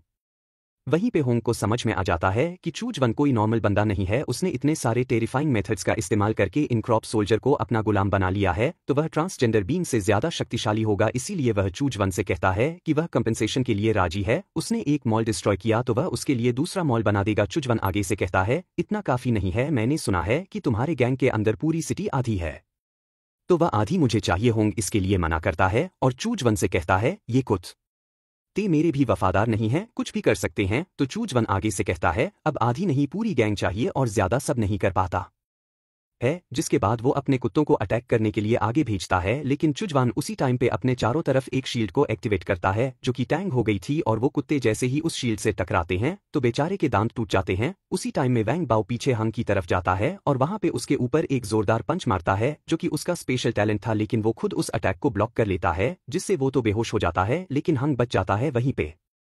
अब जाके इन लोगों को पता चल जाता है कि यह दोनों वैंग बाओ और टैंग हो हैं, लेकिन हंग को यह बात समझ में नहीं आती है कि किसी एडवांस लेवल का बंदा एक झटके में उसके डॉग को नॉकआउट कैसे कर सकता है। इसके बाद वह अपने बाकी बचे 2 कुत्तों को बुलाता है जो कि उसकी मदद करने के लिए बिल्कुल नहीं आते हैं। वो चुजवान के चारों तरफ घूमते हैं और उसे भौंकने लगते हैं। तब चुजवान उन लोगों से कहता है कि अब सुनो मेरी बात, यह भी जानते हैं कि कौन यहाँ पे असली बॉस है। अब इसी तरीके से बलि के बकरे बनोगे या फिर मेरे सबॉर्डिनेट। हंग आगे से कहता है कोई भी मेरी आंखों के सामने ना ही मेरे कुत्ते ले सकता है और ना ही मेरे लोग। इसके बाद वो कट्टा बाहर निकाल लेता है और चुजवान के ऊपर लगातार फायर करता है, लेकिन चुजवान स्टील वायर का इस्तेमाल करते हुए उन सभी अटैक्स को ब्लॉक कर लेता है। चुजवान हंग से कहता है कि अगर ये गन तुम्हारी आखिरी उम्मीद थी तो यह बहुत ज्यादा निराशाजनक है। तो फिर हंग वहां पे गुड नाइट टेक देता है और आगे से कहता है कि वो उन सभी चीजों को मारने के लिए राजी है। जजवान आगे से कहता है कि मैं तुम्हारी गैंग को तो लूंगा ही, साथ ही मैं तुम्हारी बॉडी से भी सेटिस्फाइड हूं। हंग आगे से शर्माते हुए कहता है कि मुझे लड़कों के अंदर इंटरेस्ट तो नहीं है, लेकिन मैं कॉम्प्रोमाइज करने के लिए रेडी हूं। जजवान आगे से कहता है ए छी छी मैं होमो नहीं हूं। जिसके बाद वो अपने दोनों चेलों से कहता है कि उन कुत्तों को तुम संभालो, इसको तुम संभालो, उसको तुम संभालो। जिसके बाद वो बाकी बचे लोगों से कहता है कि अब तुम्हारी बारी। तो ये लोग घुटने टेक देते हैं और चुजवान को अपना बॉस मान लेते हैं। चुजवान उनसे कहता है काफी अच्छी चॉइस थी, जो अडॉप्ट करना जानते हैं वही सर्वाइव कर पाएंगे। इसके बाद हंग यहाँ पे जजवान को बताता है कि इस प्लेनेट के ऊपर ज़ॉम्बीज की शुरुआत कैसे हुई। हंग बताता है 10 सालों पहले यहाँ पे स्पिरिचुअल एनर्जी का बहुत बड़ा धमाका हुआ था जो सभी लिविंग बींग्स के अंदर असर कर रही थी। जो लोग इसे सर्वाइव नहीं कर पाए थे उनकी बॉडी म्यूटेशन हो गई और वो खूनी दरिंदे बन गए जिन्हें ज़ॉम्बी कहा जाता है। और जो लोग इस एनर्जी को सर्वाइव कर गए थे उन लोगों के पास एक्स्ट्राऑर्डिनरी टैलेंट आ गया जिनको ट्रांसजेंडर कहा गया। ट्रांसजेंडर का लेवल 1 से 9 के बीच में होता है कि वो कितने ज्यादा कोर्स को पजेस करते हैं। नोंगजू सिटी के अंदर यहाँ पे टोटल 2 अथॉरिटी हैं, पहले तो उनके गैंग हैं और दूसरी ब्लैक ब्लेड सिक्योरिटी कंपनी है। और हंग को बस इतना ही पता था। तो चुजवान वैंग बाओ से कहता है कि इसे मेडिकल बात के लिए लेके जाओ, जिसमें हंग आगे से चिल्लाते हुए कहता है कि तुमने तो कहा था कि तुम मुझे बक्स दोगे और ये मेडिकल बात का क्या मतलब है। जजवान यहाँ पे अब क्रॉप्स रिफाइनिशिव काफी ज्यादा मात्रा में ब्लड सैक्रिफाइस इस्तेमाल कर सके, इसलिए वो जगह जगह इधर उधर ढूंढने लगता है एक जगह को चूज करने के लिए ताकि वो वहां पे ब्लड ट्रांसफॉर्म एरिया को इस्तेमाल कर सके। हालांकि जब वो इस तरफ भाग ही रहा था तभी उसकी नजर कुछ लोगों के ऊपर पड़ जाती है जिनका पीछा ज़ॉम्बी कर रहे थे। वहीं पे एक दद्दू थे जो कि उन लोगों से कहते हैं कि उन लोगों को यह लेवल 3 स्पिरिचुअल कोर काफी बड़े रिस्क से मिला है, अगर यह खो जाता है तो फिर बहुत ज्यादा दिक्कत हो जाएगी। इसीलिए वो उन लोगों से कहता है कि इसे लो और मुझे छोड़ दो। इस पर ये लोग आगे से कहते हैं कि तुम एल्डर जंग हो जो कि लिंजियांग साइंस इंस्टीट्यूट का वैल्यूएबल चीफ है, इसीलिए तुम्हारी जिंदगी हमसे ज्यादा कीमती है, इसलिए तुम यहाँ से निकलो। हम इन्हें रोकने की कोशिश करते हैं। अभी ये लोग आगे कुछ कर पाते हैं कि इससे पहले ही ज़ॉम्बीज दरवाजा तोड़ देते हैं और उन्हें नाश्ता बनाने के लिए आगे बढ़ ही रहे थे। उसी टाइम पे जजवान अपनी शॉट को नीचे फेंकता है जो कि एक ज़ॉम्बी की गर्दन ही काट देती है और वो सर जानते ही हो स्पिरिचुअल एनर्जी से कंट्रोल होती है थॉर के हथौड़े की तरह। तो वो एक झटके के अंदर उन सभी ज़ॉम्बीज को वहां पे मार देती है गर्दन काटते हुए। इसके बाद चुजवान उन लोगों के सामने आता है और उनसे कहता है ना सुभावना है ना ये लोग चुजवान को शुक्रिया कहते हैं उसकी मदद करने के लिए। चुजवान उन लोगों से पूछता है कि इस बॉक्स के अंदर क्या है, तो सभी ज़ॉम्बीज इसके पीछे पड़े हुए थे। ये लोग आगे से अलर्ट सिचुएशन में आ जाते हैं और प्रोफेसर आगे से बताता है कि इसके अंदर लेवल 3 का एनर्जी स्पिरिचुअल कोर है, इसीलिए सभी ज़ॉम्बीज इसके पीछे पड़े हुए थे। चुजवान लोगों से कहता है कि मुझे देखना है और वह ब्लड वायर का इस्तेमाल करके ब्रीफकेस को अपनी तरफ खींच लेता है। तो वो लोग चुजवान से कहते हैं कि इसे लेके मत जाना, ये उन लोगों की जिंदगी के लिए काफी ज्यादा कीमती है। वो लोग इसकी मदद से कोई वेपन बना सकते हैं जिससे वो लोग ज़ॉम्बीज का सामना कर पाएंगे और यह इंसानियत के लिए बहुत ज्यादा जरूरी है। हालांकि जजवान उनकी बातें बिल्कुल भी नहीं सुन रहा था और जब वो उस ब्रीफकेस को खोलता है तो फिर उसके अंदर बस छोटा सा कोर निकलता है जिसके अंदर थोड़ी सी मात्रा स्पिरिचुअल एनर्जी की थी और इसके अंदर जो एनर्जी है वो रफली चुजवान की वर्ल्ड की स्मॉल स्पिरिचुअल स्टोन के बराबर ही होगी। इसलिए चुजवान लोगों को कोर वापस कर देता है और उनसे कहता है कि मुझे इसके अंदर बिल्कुल भी इंटरेस्ट नहीं है। इससे प्रोफेसर हैरान होता है कि ये लेवल 3 का एनर्जी कोर है, भाई तुम ऐसे बात क्यों कर रहे हो जिससे कि तुम्हें इसकी परवाह ही नहीं है। इसके बाद चुजवान उन दोनों मस्त लोगों से पूछता है क्या तुम दोनों लेवल 1 के ट्रांसजेंडर हो, तो वो लोग आगे से बताते हैं कि वो लोग हैं और वो लोग यहाँ पे लिंगजियान मिलिट्री की तरफ से आए थे प्रोफेसर को प्रोटेक्ट करने के लिए और इन्हें सही सलामत मिलिट्री वापस ले जाने के लिए। चुजवान लोगों से कहता है कि बस तुम दोनों अभी तो तुम्हें हक दिए थे। तो वो लोग आगे से बताते हैं कि वो दोनों ही नहीं, यहाँ पे ब्लैक ब्लेड सिक्योरिटी कंपनी भी उनकी मदद करने के लिए आने वाली थी, लेकिन वो लोग अभी तक यहाँ पे पहुंचे नहीं हैं। इसलिए दूसरा बंदा चुजवान से कहता है क्या तुम हमारी मदद करोगे हमें सही सलामत लिंगजियान मिलिट्री तक पहुंचाने में, हम लोग तुम्हें काफी अच्छे रिवॉर्ड भी देंगे। चुजवान मन के अंदर सोचता है मिलिट्री भले ही ये लोग कितने भी शक्तिशाली हो लेकिन इनका मुकाबला उस सेक्ट से किया नहीं जा सकता है और एक दिन यह पक्का मुंह की खाएंगे। इनकी मदद करना जरूरी नहीं है लेकिन कुछ तो काम बन सकता है। इसलिए वो उन लोगों से कहता है कि मैं मदद करूंगा लेकिन तुम्हें मेरी एक चीज में मदद करनी पड़ेगी। वो लोग आगे से कहते हैं कुछ भी करेंगे लेकिन वो उनके रूल्स के खिलाफ नहीं होना चाहिए। जजवान उन लोगों से कहता है कि तुम्हें कुछ करना थोड़ी नहीं है, तुम्हें बस यहीं पे रहना है और जितने भी ज़ॉम्बीज हैं उन्हें अट्रैक्ट करना है। जिसके बाद वो एक तालिस्मन निकालता है और दरवाजे के ऊपर लगा देता है और उन लोगों से कहता है कि तुम्हें जिंदा करने की जरूरत नहीं है, 2-3 ज़ॉम्बी भी यहाँ पे आ जाए तो यह दरवाजा तोड़ के नहीं आने वाले, इसलिए बेफिक्र हो के यहीं पे इंतजार करो।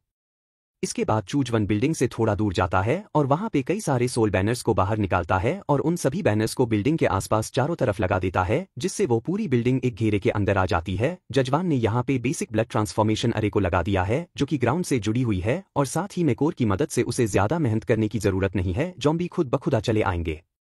इसके बाद चूज-वन लोगों के पास आता और उनसे कहता है कि अब चलने का टाइम हो गया है, तो वो लोग काफी ज्यादा घबराए हुए थे। जजवान उनसे कहता है कि मेरे ऊपर भरोसा नहीं है क्या, तो प्रोफेसर आगे से कहता है वैसे भी अगर जजवान लोगों को नुकसान पहुंचाना चाहता है तो वो लोग उसके खिलाफ जा ही नहीं सकते हैं और उनके पास कोई ट्रिक भी नहीं है। जजवान लोगों से कहता है अच्छा, जिसके बाद वो ब्लड वायर के अंदर उन तीनों को पकड़ता है और उन्हें लटका के सिटी से दूर ले आता है और उन लोगों से कहता है कि यहाँ से तुम लोग खुद चले जाना, मेरा काम यही तक था। प्रोफेसर चूज-वन से कहता है कि हमें अपना नाम तो बता जाओ, तो चूज-वन अपना नाम बताता है, जिसके बाद वह वहां से उड़ते हुए चला जाता है। प्रोफेसर आगे से कहता है कि यह कोई नॉर्मल ट्रांसकेंडेंट नहीं था और ऐसा लगता है कि हमारे पोयंस के अंदर कोई ताकतवर कल्टीवेटर आ चुका है, हमें जनरल यो को इस बारे में बताना पड़ेगा। अब इसके बाद हम लोग चूज-वन को देखते हैं जो कि ब्लड ट्रांसफॉर्मेशन अरे को एक्टिवेट करता है, तो फिर वहां पे जितने भी ज़ॉम्बीज थे उन सभी की सोल सैक्रिफाइस हो जाती हैं और उनसे बनता है ब्लड बीट, जिनकी क्वालिटी हाई लेवल की थी और जजवान उन सभी ब्लड बीट्स को देख के बहुत ज्यादा खुश हो जाता है। अब इनकी मदद से वह काफी आसानी के साथ 9th लेवल पे जा सकता है। साथ ही में इतने सारे ज़ॉम्बीज को सैक्रिफाइस करने की वजह से उसके पास वहां पे गोल्डन फ्लावर मैरिज आ जाते हैं। अब इन सुनहरे फूलों की बरसात ये एक सिंबल थी, जिसका मतलब यह था कि चूज-वन ने यहाँ पे बहुत ज्यादा अच्छा काम किया है, पुण्य का काम, इसलिए उसे बहुत सारे मेरिट मिल रहे हैं जो उसको इमोर्टी अचीव करने में मदद करेंगे। और ये इतिहास में पहली बार हो रहा था कि किसी डेमोनिक कल्टीवेटर ने यहाँ पे अपने कर्मा को बिना नुकसान पहुंचाए हुए हेवनली लाइटनिंग का फायदा उठाया हो, और ये जो मेरिट फिनोमिनन था यह बहुत ज्यादा कम होता है और चूज-वन ने ही पहली बार किया है। अब सभी मेरिट्स की मदद से उसे और भी ज्यादा एफिशिएंसी मिलेगी और उसकी लाइफ और ज्यादा बढ़ जाएगी। इसके बाद चूज-वन मेरिट्स को एंजॉय करता है और कुछ ही देर में वो सक्सेसफुली उन मेरिट्स को एब्जॉर्ब भी कर लेता है।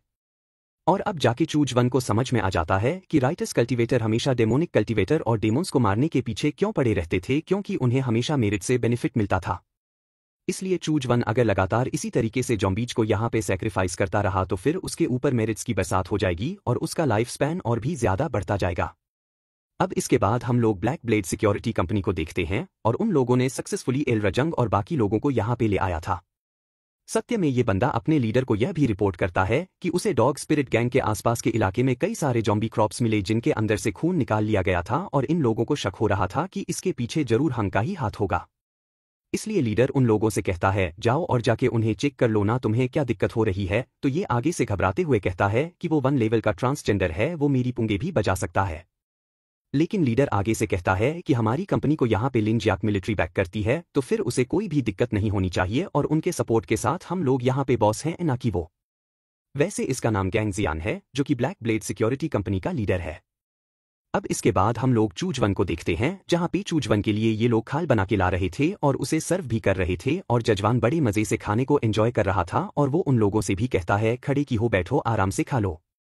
तो ये लोग बहुत ज्यादा खुश हो जाते हैं और कहते हैं कि बॉस तो बहुत ज्यादा दयालु है, अब से हम आपको पूरी तरीके से फॉलो करेंगे, भले ही हमें सैक्रिफाइस क्यों ना करना पड़े। जिसके बाद ये लोग खाना उठाते हैं और बड़े चाव से खाने लगते हैं। इसी बीच हम लोग एक डंपलिंग को देखते हैं जो नीचे गिरती है तो उसके अंदर से एक कीड़ा बाहर निकलता है। चूज-वन आगे से बताता है कि साले यह इंसान है और इनकी फितरत में ही धोखेबाजी है, यह क्रॉप सोल्जर की तरह वफादार नहीं है, इसलिए मैंने इन्हें गो पॉइजन के साथ पॉइजन कर दिया है। अब यह चाह के भी मुझे धोखा नहीं दे सकते हैं, बेसिकली ये जू फैन के ब्लड वर्म की तरह ही है। वहीं फिर इन लोगों को भी समझ में आ जाता है कि यह साला पाखंडी डेमोनिक कल्टीवेटर है। अब इसके बाद हम लोग चू-जवान को एक कमरे के अंदर आता हुआ देखते हैं जहां पे उसने हंग को पतीले के अंदर डुबा के रखा था और वो कहता है कि इतने दिन तक डुबा के रखा है, निराश ना करना। जिसके बाद वो उसे जगाता है तो फिर हंग पतीले से बाहर निकलता है तो फिर उसकी बॉडी के ऊपर पहले से ही आर्मर और ऊपर से एक हाथ इनबिल्ट वेपन का बना हुआ था। हालांकि हंग उठते ही चू-जवान को ही धौंस जमाने लगता है और उसके ऊपर डोमिनेट करने की कोशिश करता है। चू-जवान उसे कहता है कि पहले से ही बगावत, जिसके बाद वो अपने मैजिक पावर को रिलीज करता है तो फिर हंग को समझ में आ जाता है कि असली मालिक वही है और वो अपने टो पर बैठ जाता है। इसके बाद हमें पता चलता है कि हंक का लेवल 7 है, उसके पास गोल्डन लॉर्ड स्पेल है, डिवाइन स्ट्रेंथ स्पेल है और साथ ही में कॉर्प्स रॉर ही स्पेल है। जजवान उसे कहता है कि तुमने मुझे रास नहीं किया। जिसके बाद वो टंगू और वैंग बाओ से कहता है कि इसे अपने साथ लेके जाओ और इसे सिखाओ कि कौन सी चीजें करनी है, और अगर तुम चाहो तो मैं इस स्क्रिप्ट को शॉर्ट्स के लिए अलग अलग हिस्सों में भी तोड़ सकता हूं या कोई टाइटल और डायलॉग भी बना सकता हूं।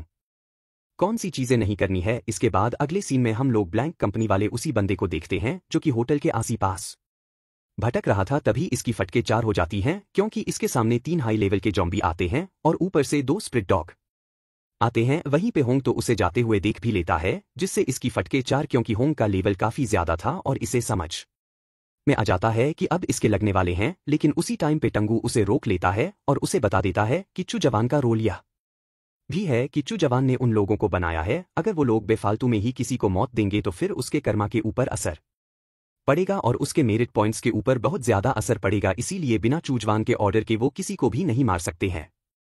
इसीलिए होंग को उसको जाने ही देना पड़ता है। वहीं पे ये भी हैरान था कि वो लोग इसका पीछा क्यों नहीं कर रहे हैं। अब इसके बाद हम लोग चूजवान को देखते हैं जो उन सभी बीड्स को एब्जॉर्ब कर रहा था ताकि वो ब्रेक थ्रू कर सके। कुछ ही देर के अंदर choose one 7th layer of की रिफाइन के अंदर ब्रेक थ्रू भी कर जाता है। अब चज वन को समझ में आ चुका था कि वह कुछ ही देर के अंदर फाउंडेशन एस्टेब्लिशमेंट स्टेज के लिए रेडी हो रहा है, इसलिए उसको पहले से ही फाउंडेशन एस्टेब्लिशमेंट की पिल रेडी करनी पड़ेगी ताकि उसे कल्टिवेट करने में कोई दिक्कत ना हो। दरअसल जो भी कल्टर ब्रेक थ्रू करने की कोशिश करते हैं फाउंडेशन एस्टेब्लिशमेंट स्टेज के अंदर लोगों को सबसे पहले स्पिरिचुअल एनर्जी को अपने डार्क यान के अंदर एक खटना करने पड़ती है जब तक वो रेडी ना हो, और बिना किसी पोटेंट पिल की मदद से यह करना काफी ज्यादा नामुमकिन होता है। लेकिन कुछ खास इंग्रेडिएंट्स होते हैं जो कि ओरिजिनली फाउंडेशन एस्टेब्लिशमेंट पिल के लिए ही बनाए जाते हैं, लेकिन परेशानी यह है कि इनको कंट्रोल करने वाले रेटियर सेक्ट होते हैं। इसलिए डेमोनिक कल्टीवेटर्स ने अपना ही नया जुगाड़ बना लिया। क्योंकि वो लोग डेमोनिक पाथ के ऊपर चलते हैं तो उन लोगों ने इंसानों की मदद ली। वो उन्हें सैक्रिफाइस करते हैं, मेन इंग्रेडिएंट्स मिंट पिल रेडी करते हैं। हालांकि ये ओरिजिनल की मुकाबले में कमजोर होती है लेकिन काम चलाऊ है। इसलिए चूज वन फैसला करता है कि वो जब अगली बार कंगस वन कॉन्टिनेंट जाएगा तो फिर वहां से कई सारे स्पिरिचुअल प्लांट्स के लिए सीड लेते आएगा।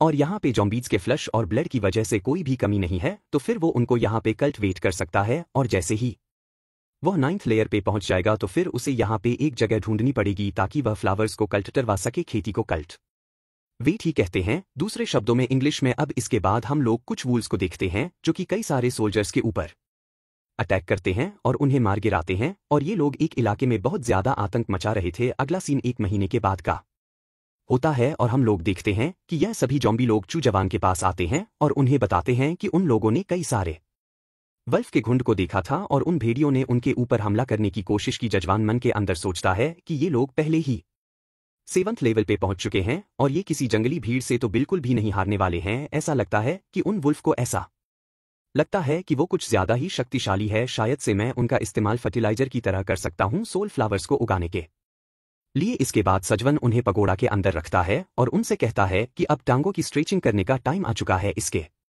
पास जो जवन टंगों की मदद से उस जगह पे पहुंच जाता है जहां पे वो सभी भेड़िया रहते हैं। जजवान जैसे ही वहां पे पहुंचता है तो फिर उसे वहां पे ट्रांसकेंडेंट बीइंग दिखाई देता है जो बिल्डिंग के ऊपर था, कोड ले जाने में मदद कर रहा था। ये भी यहाँ पे भेड़ियों की मदद से मारा गया था। उसी टाइम पे चूजवान को एक बच्चे की रोने की आवाज सुनाई देती है। साथ ही में कुछ भेड़ियों को भी ऐसा लगता है कि वो भेड़ी बच्चे को खाने वाले हैं। हालांकि चिजवन उस तरफ आग से अटैक कर देता है तो फिर वहां से एक भेड़िया की टांग कट के बाहर गिरती है। जजवान उन लोगों से कहता है कि तुम यहाँ पे किसी नॉर्मल इंसान को तो बेवकूफ बना सकते हो, बच्चे को रोना सुना के, लेकिन यह तुम्हारी गलती है कि तुम्हारा पाला मुझसे कमीने से पड़ गया। हमें यहाँ पे बच्चों की भी चिंता नहीं है, मर रहे हैं तो मरने दो। तो फिर कई सारे भीड़ झुंड में वहां पे बाहर निकलते हैं तो चूजवान आगे से पकौड़ा के अंदर से उन दिनों को रिलीज करता है। उसी टाइम में वहां पे उन भेड़ियों का किंग आता है जिसके ऊपर सींग उगा हुआ था। जजवान उसे देख के कहता है कि ये लेवल 2 का बीस्ट होगा जिसका लेवल 2 है। वपे वो भेड़िया अपने सभी चेलों को अटैक करने के लिए आगे भेजता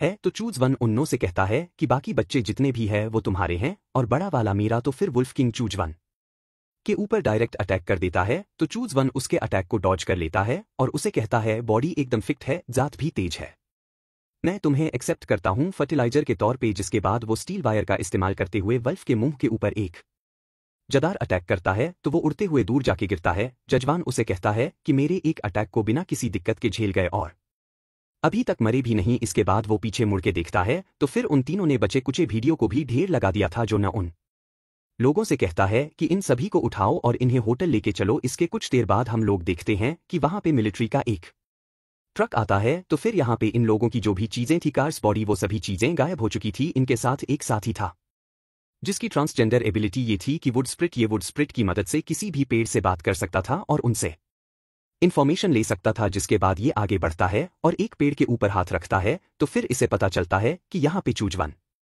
और उसके 3 चेले आए थे जो कि सभी चीजों को उठा के अपने साथ लेके गए और एक झटके के अंदर पूरी वुल्फ गैंग को ही हरा दिया। ये देख के ये हैरान हो जाता है कि वल्फ किंग यहाँ पे 2 लेवल का ट्रांसकेंडेंट था, लेकिन इसके बावजूद बिना किसी खरोच के जवान यहाँ से बड़े आराम से निकल गया। ये लोग आगे से यही कहते हैं कि शायद से इस सिटी के अंदर अब कोई यहाँ पे नया 3rd लेवल का ट्रांससेंशुअल फोर्थ तक पहुंचा सके। हालांकि ब्लैक कंपनी वाला उसे कहता है कि जिंदा करने की जरूरत नहीं है, यहाँ पे लेक के पास ही एक हाई लेवल का जॉम्बी दिखाई दिया है और शायद से पावरफुल बीइंग भी। हम लोग वहां पे जाके चेक करते हैं, शायद से हमें हमारे भाइयों की बॉडी मिल जाए और हम उन्हें प्रॉपर बरियल देंगे। वो तो नहीं मिलने वाली भाई, वो उनको लेके गया और उन्हें फर्टिलाइजर की तरह इस्तेमाल करेगा। हालांकि चश्मे वाला आगे से कहता है कि उस पावरफुल बीइंग के अलावा और क्या पॉसिबिलिटी हो सकती है। अब इसके बाद हम लोग चूजवान को देखते हैं और इसने होटल के अंदर ही खेती करने का फैसला किया था। यह होटल के बीच में फर्श को तोड़ता है, जमीन खोदता है और बीज बोता है और फल उगाता है। साथ ही में ये यहाँ पे अपनी स्पिरिचुअल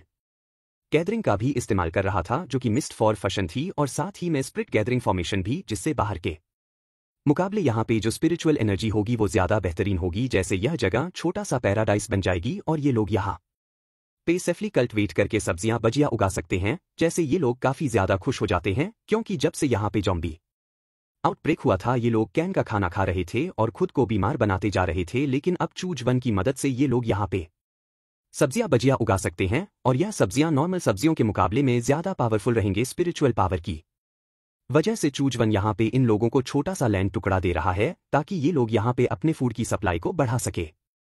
और रही बात डेमोनिक स्पिरिचुअल प्लांट्स की, तो चूजवन उनको यहाँ पे वीडियो के अंदर उगा रहा है अब इन सोल फ्लोवर्स की मदद से।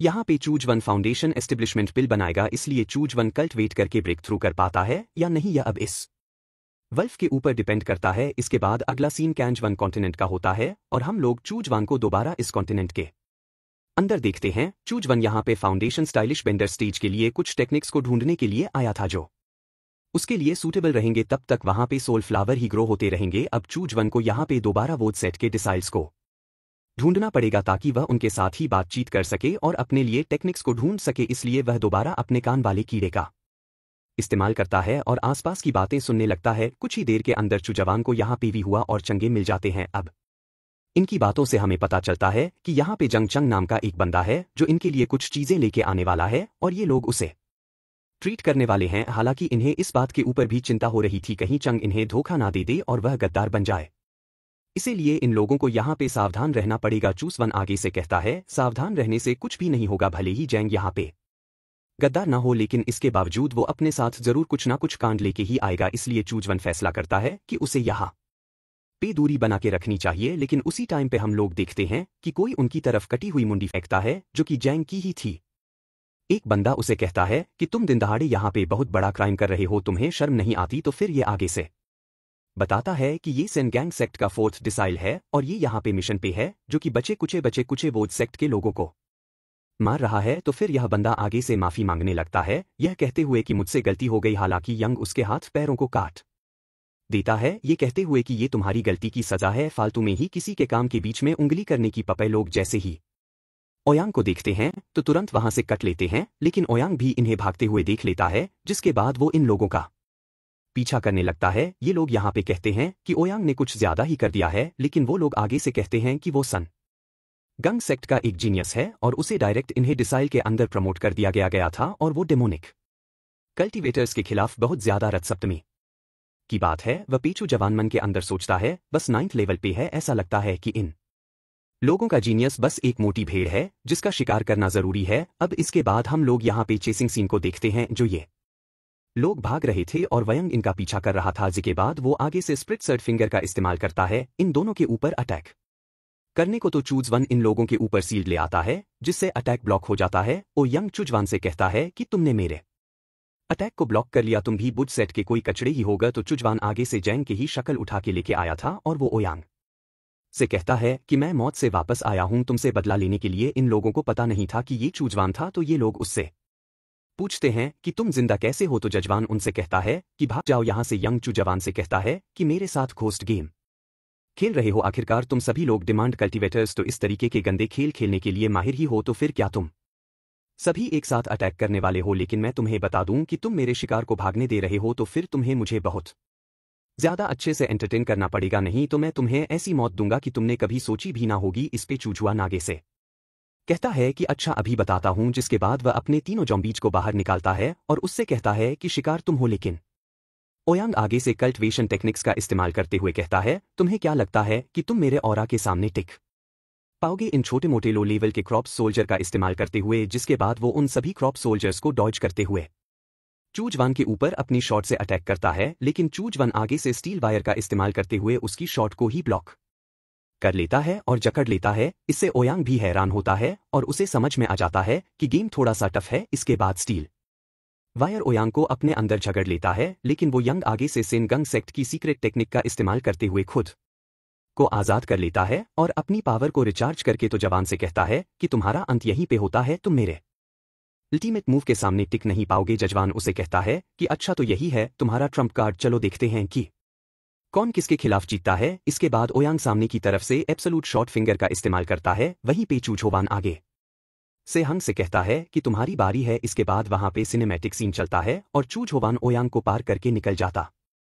है। और ऑफ कोर्स मैच का विजेता चूचोवान नहीं था, क्योंकि हुंग ने ओयांग के सीने के अंदर छेद कर दिया था, वह भी ड्रिल माफिक। और वह आगे से कहता है कि मैं हार कैसे सकता हूं, तुम कौन हो। तो चुजवान आगे से मास्क उतारता है और कहता है कि तुम सो कॉल्ड जीनियस थे ना, तुम तो साला कुछ भी नहीं हो। अब इसके बाद ये लोग अंकल लियो के पास आते हैं और इन्हें आके बताते हैं कि चुजवा ने इन्हें दोबारा बचा लिया है। वो पक्का चूजवानी होगा, इसने ब्लड स्टील वायर का इस्तेमाल किया होगा। इस पे अंकल लू आगे से कहते हैं कि मुझे उस जगह पे लेके चलो, हम उसे कुछ भी होने नहीं दे सकते हैं। लेकिन चूजवन वहां पे खुद ही आ जाता है और उन लोगों से कहता है कोई जरूरत नहीं है। और चूजवन यहाँ पे अंकल ली को ग्रीट करता है और साथ ही में ओया की मुंडी भी दिखाता है। ये दोनों चुजवान को देख के काफी ज्यादा खुश हो जाते हैं और वहीं भीवी हुआ चुजवान से पूछता है कि ये सर ओया का है। तो चिजवा आगे से कहता है कि मैंने जय का बदला ले लिया है। आते समय अंकल ली चिजवा से कहते हैं कि मैंने सोचा नहीं था कि तुम इतनी जल्दी ग्रो करोगे। ऐसा लगता है कि हमारे पास एक जीनियस आ गया है। जब हमारा सेक्रेट डिस्ट्रॉय हुआ था तुम 4th लेवल पे थे, तो फिर शायद से अब तुम 9th या फिर 10th लेवल पे होगा। तो चुजवान आगे से बताता है कि वो 9th लेवल पे है, जिससे ये लोग हैरान हो जाते हैं। लेकिन अंकल लियू काफी ज्यादा खुश होते हैं कि उनके सेक्ट के पास ब्लेसिंग आ गई, अब उनके पास भी एक जीनियस है। अंकल लियो चूजवन से कहते हैं कि अगर तुम यहीं पे रुकते हो तो फिर मैं तुम्हारी पूरी मदद करूंगा फाउंडेशन एस्टेब्लिशमेंट स्टेज तक पहुंचवाने में। लेकिन चूजवन आगे से मना कर देता है, यह कहते हुए कि उसे जरूरत तो है लेकिन वो खुद से ही करेगा। दरअसल चूजवान यहाँ में जॉम्बी प्लेनेट वाली सीक्रेट को अभी तक छुपा के रखना चाहता है। अगर ज्यादा लोगों को पता चलेगा तो उसका भांडा फूट जाएगा, इसलिए वो आगे से नौटंकी करते हुए कहता है कि अगर यहाँ पे अंकल लियो उसके ऊपर सभी रिसोर्सेज को खर्चा करने लगेंगे तो फिर बाकी डिसापल्स को बहुत ज्यादा सफर करना पड़ेगा और वह अपने फायदे के लिए अपने भाइयों को थोड़ी ना बलिदान कर देगा, जिसे लोग चूजवान की तरफ नर्म आंखों से देखने लगते हैं और इनके मन के अंदर यही चीज चल रही होगी। अंकल ली चूजवन से कहते हैं कि तुम्हारी अगर ऐसी मर्जी है तो फिर कोई बात नहीं, लेकिन मैं तुम्हें कभी भी अकेले नहीं छोड़ूंगा। अगर तुम्हें किसी भी चीज की जरूरत हो तो फिर मुझे बता देना। तो चूजवन अपना बड़ा सा मुंह फैला के यहाँ पे फाउंडेशन एस्टेब्लिशमेंट टेक्निक मांग लेता है, पूरी इज्जत से, यानी कि खरीदता है। अंकल उसे कहते हैं कि 5 ब्लड बीट्स लगेंगे, मैं तुम्हें एक कॉपी दे दूंगा। चुजवान बताता है कि कॉपी खरीदने के लिए मार्केट में इसकी कीमत 1000 ब्लड बीड है, लेकिन अंकल लियो उसे काफी अच्छा डिस्काउंट दे रहे हैं। लेकिन चूजवन आगे से बताता है कि उसके पास यहाँ पे सिर्फ 300 ही ब्लड बीड्स हैं और ऊपर से कुछ स्पीड स्टोन्स ही होंगे बस, और कुछ भी नहीं। लेकिन अकलियो उसे कहते हैं कोई बात नहीं है, इतने ही काफी है। वैसे भी यहाँ पे बाकी लोगों को उसकी जरूरत ही नहीं होगी, वो उसे फ्री में ही दे देते। जजवान को इस बात के ऊपर बुरा लगता है कि इन सभी रिसोर्सेज का इस्तेमाल बाकी लोगों को सपोर्ट करने के लिए ही किया जा रहा है, लेकिन इसके बावजूद वो गरीब होने का दिखावा कर रहा है और अपने सभी ब्लड बीड्स को नहीं दे रहा है। तो फिर उसे थोड़ी सी शर्म आ रही है, लेकिन इसके बावजूद क्या ही फर्क पड़ता है। तो यह सभी कमीने ही अंकल लिए चूजवन को यहाँ पे मैनुअल दे देते हैं और उसे कहते हैं कि इसका अच्छे से इस्तेमाल करना। अगर कोई जरूरत पड़े तो फिर यहाँ पे चले आना। इसके बाद चूजवन यहाँ से चला जाता है, यही सोचते हुए कि मुझे सेक्टर बाहर से डेमोनिक सेक्टर लगता है, लेकिन इसके बावजूद यहाँ पे कई सारे लोग हैं जो दिल के अच्छे हैं। अब इसके बाद वहाँ पे जूमिंग आता है जो कि अंकल लियो से पूछता है कि उसे इतने सभी ब्लड बीड्स कहाँ से मिले, तो अंकल लियो उसे बताते हैं कि चूजवन इन्हें लेके आया था। तो जूमिंग हैरान हो कहता है कि वो अभी तक जिंदा है, तो वह आगे से बताता है जिंदा ही नहीं है बल्कि उसने ने 9th लेवल पे ब्रेक थ्रू भी कर लिया है, यहां तक कि उसने सेनगंग सेक्ट के ओयांग को भी मार गिराया। जिसे जूमिंग हैरान होकर सोचता है क्या पिछली बार उन सभी गॉड्स को उसी ने ही मारा था, लेकिन उसकी पावर इतनी जल्दी जल्दी कैसे बढ़ने लगी। वहीं पे इसके मुंह को देख के वह उसे कहता है कि अगर तुम्हें इतनी ज्यादा दिक्कत हो रही है तो फिर जो बची हुई ब्लड बीड्स हैं तुम्हें नहीं चाहिए ना वो। लेकिन स्विमिंग आगे से कहता है कि उन्हें चाहिए ब्लड बीड्स, लेते हुए मन के अंदर यही सोचता है कि पता नहीं चूजवान को ऐसी क्या किस्मत मिल गई है जो उसे इतने सभी रिसोर्सेस इतनी आसानी के साथ मिले जा रहे हैं। इसके बाद अगला सीन होटल का होता है और चूजवान दोबारा जॉम्बी प्लेनेट के अंदर अंदर आ जाता है। वहीं पे जो भी लोग वहां पे थे वो सभी चूजवान को देख के काफी ज्यादा खुश हो जाते हैं और उसे कहते हैं कि वह पिछले 2 महीनों से गायब था। लोगों को चिंता हो रही थी कहीं चूजवन उन्हें छोड़ के कहीं चला तो नहीं। लोगों ने जिन सोल फ्लावर्स की खेती की थी वो अब पूरी तरह से हार्वेस्ट होने के लिए रेडी हो चुके थे। इसके बाद चोजन वन उस कमरे के अंदर जाता है, यही सोचते हुए कि सब कुछ बढ़िया गया, और उम्मीद करता है कि ये सोल फ्लावर्स भी बढ़िया निकले होंगे। जैसे ही चोजन वन दरवाजा खोलता है, अंदर से एक लाजवाब एनर्जी बाहर निकलती है। सारे फूल पूरी तरह से खिल चुके थे और अब ये हार्वेस्ट करने के लिए पूरी तरह तैयार थे। इन्हीं फूलों से फाउंडेशन एस्टैब्लिशमेंट पिल बनाई जानी थी, लेकिन जो वुल्फ किंग था वो अब तक जिंदा था। चोजन वन उसकी तरफ देखकर कहता है, मैं तेरा शुक्रगुजार हूं, तेरी ताकतवर बॉडी की वजह से ही मुझे ये सब मिला है, मैं हमेशा एहसानमंद रहूंगा। इसके बाद वो फूल को निकालता है और वुल्फ किंग की लाइफ को वहीं खत्म कर देता है। अब चोजन वन के पास जितने भी इंग्रेडिएंट्स थे वो सब रेडी थे। डिमोनिक कल्टिवेटर्स के लिए ज्यादातर केसेस में रिसोर्सेज मैटर करते हैं, ना कि टैलेंट। एक फाउंडेशन पिल ब्रेक थ्रू की सक्सेस रेट को 30% तक बढ़ा सकती है। कुछ ही देर में फर्नेस के अंदर से 3-4 पिल निकलती हैं। और चोजन वन बताता है कि उसे ओए के बैग के अंदर से भी 4 राइटियस फाउंडेशन एस्टैब्लिशमेंट पिल्स मिल गई थी। यानी अब उसके पास टोटल 4 आइटम्स थी फाउंडेशन एस्टैब्लिशमेंट स्टेज में एंटर करने के लिए। चोजन वन तुरंत एक पिल खा लेता है और वहीं बैठकर कल्टिवेट करने लगता है, लेकिन पहली पिल का उस पर कोई असर नहीं होता, इसलिए उसे दूसरी पिल का इस्तेमाल करना पड़ता है। इस बार जब चोजन वन अपनी आंखें खोलता है तो उसे सामने टेलिबू का सामना करना पड़ता है।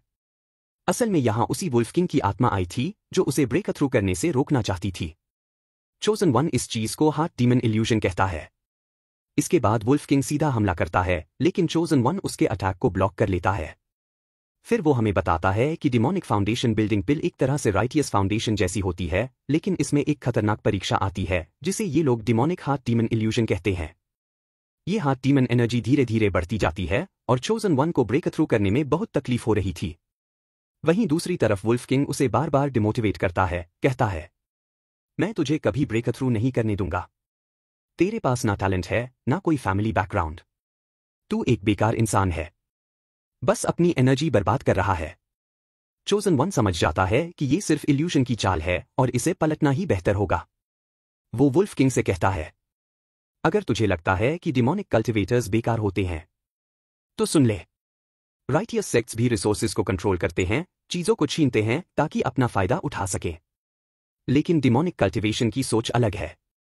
हम अपने रास्ते में आने वाले हर एनिमी को खत्म करते हैं, सब कुछ डोमिनेट करते हैं, हर चीज को इस्तेमाल करते हैं ताकत बढ़ाने के लिए।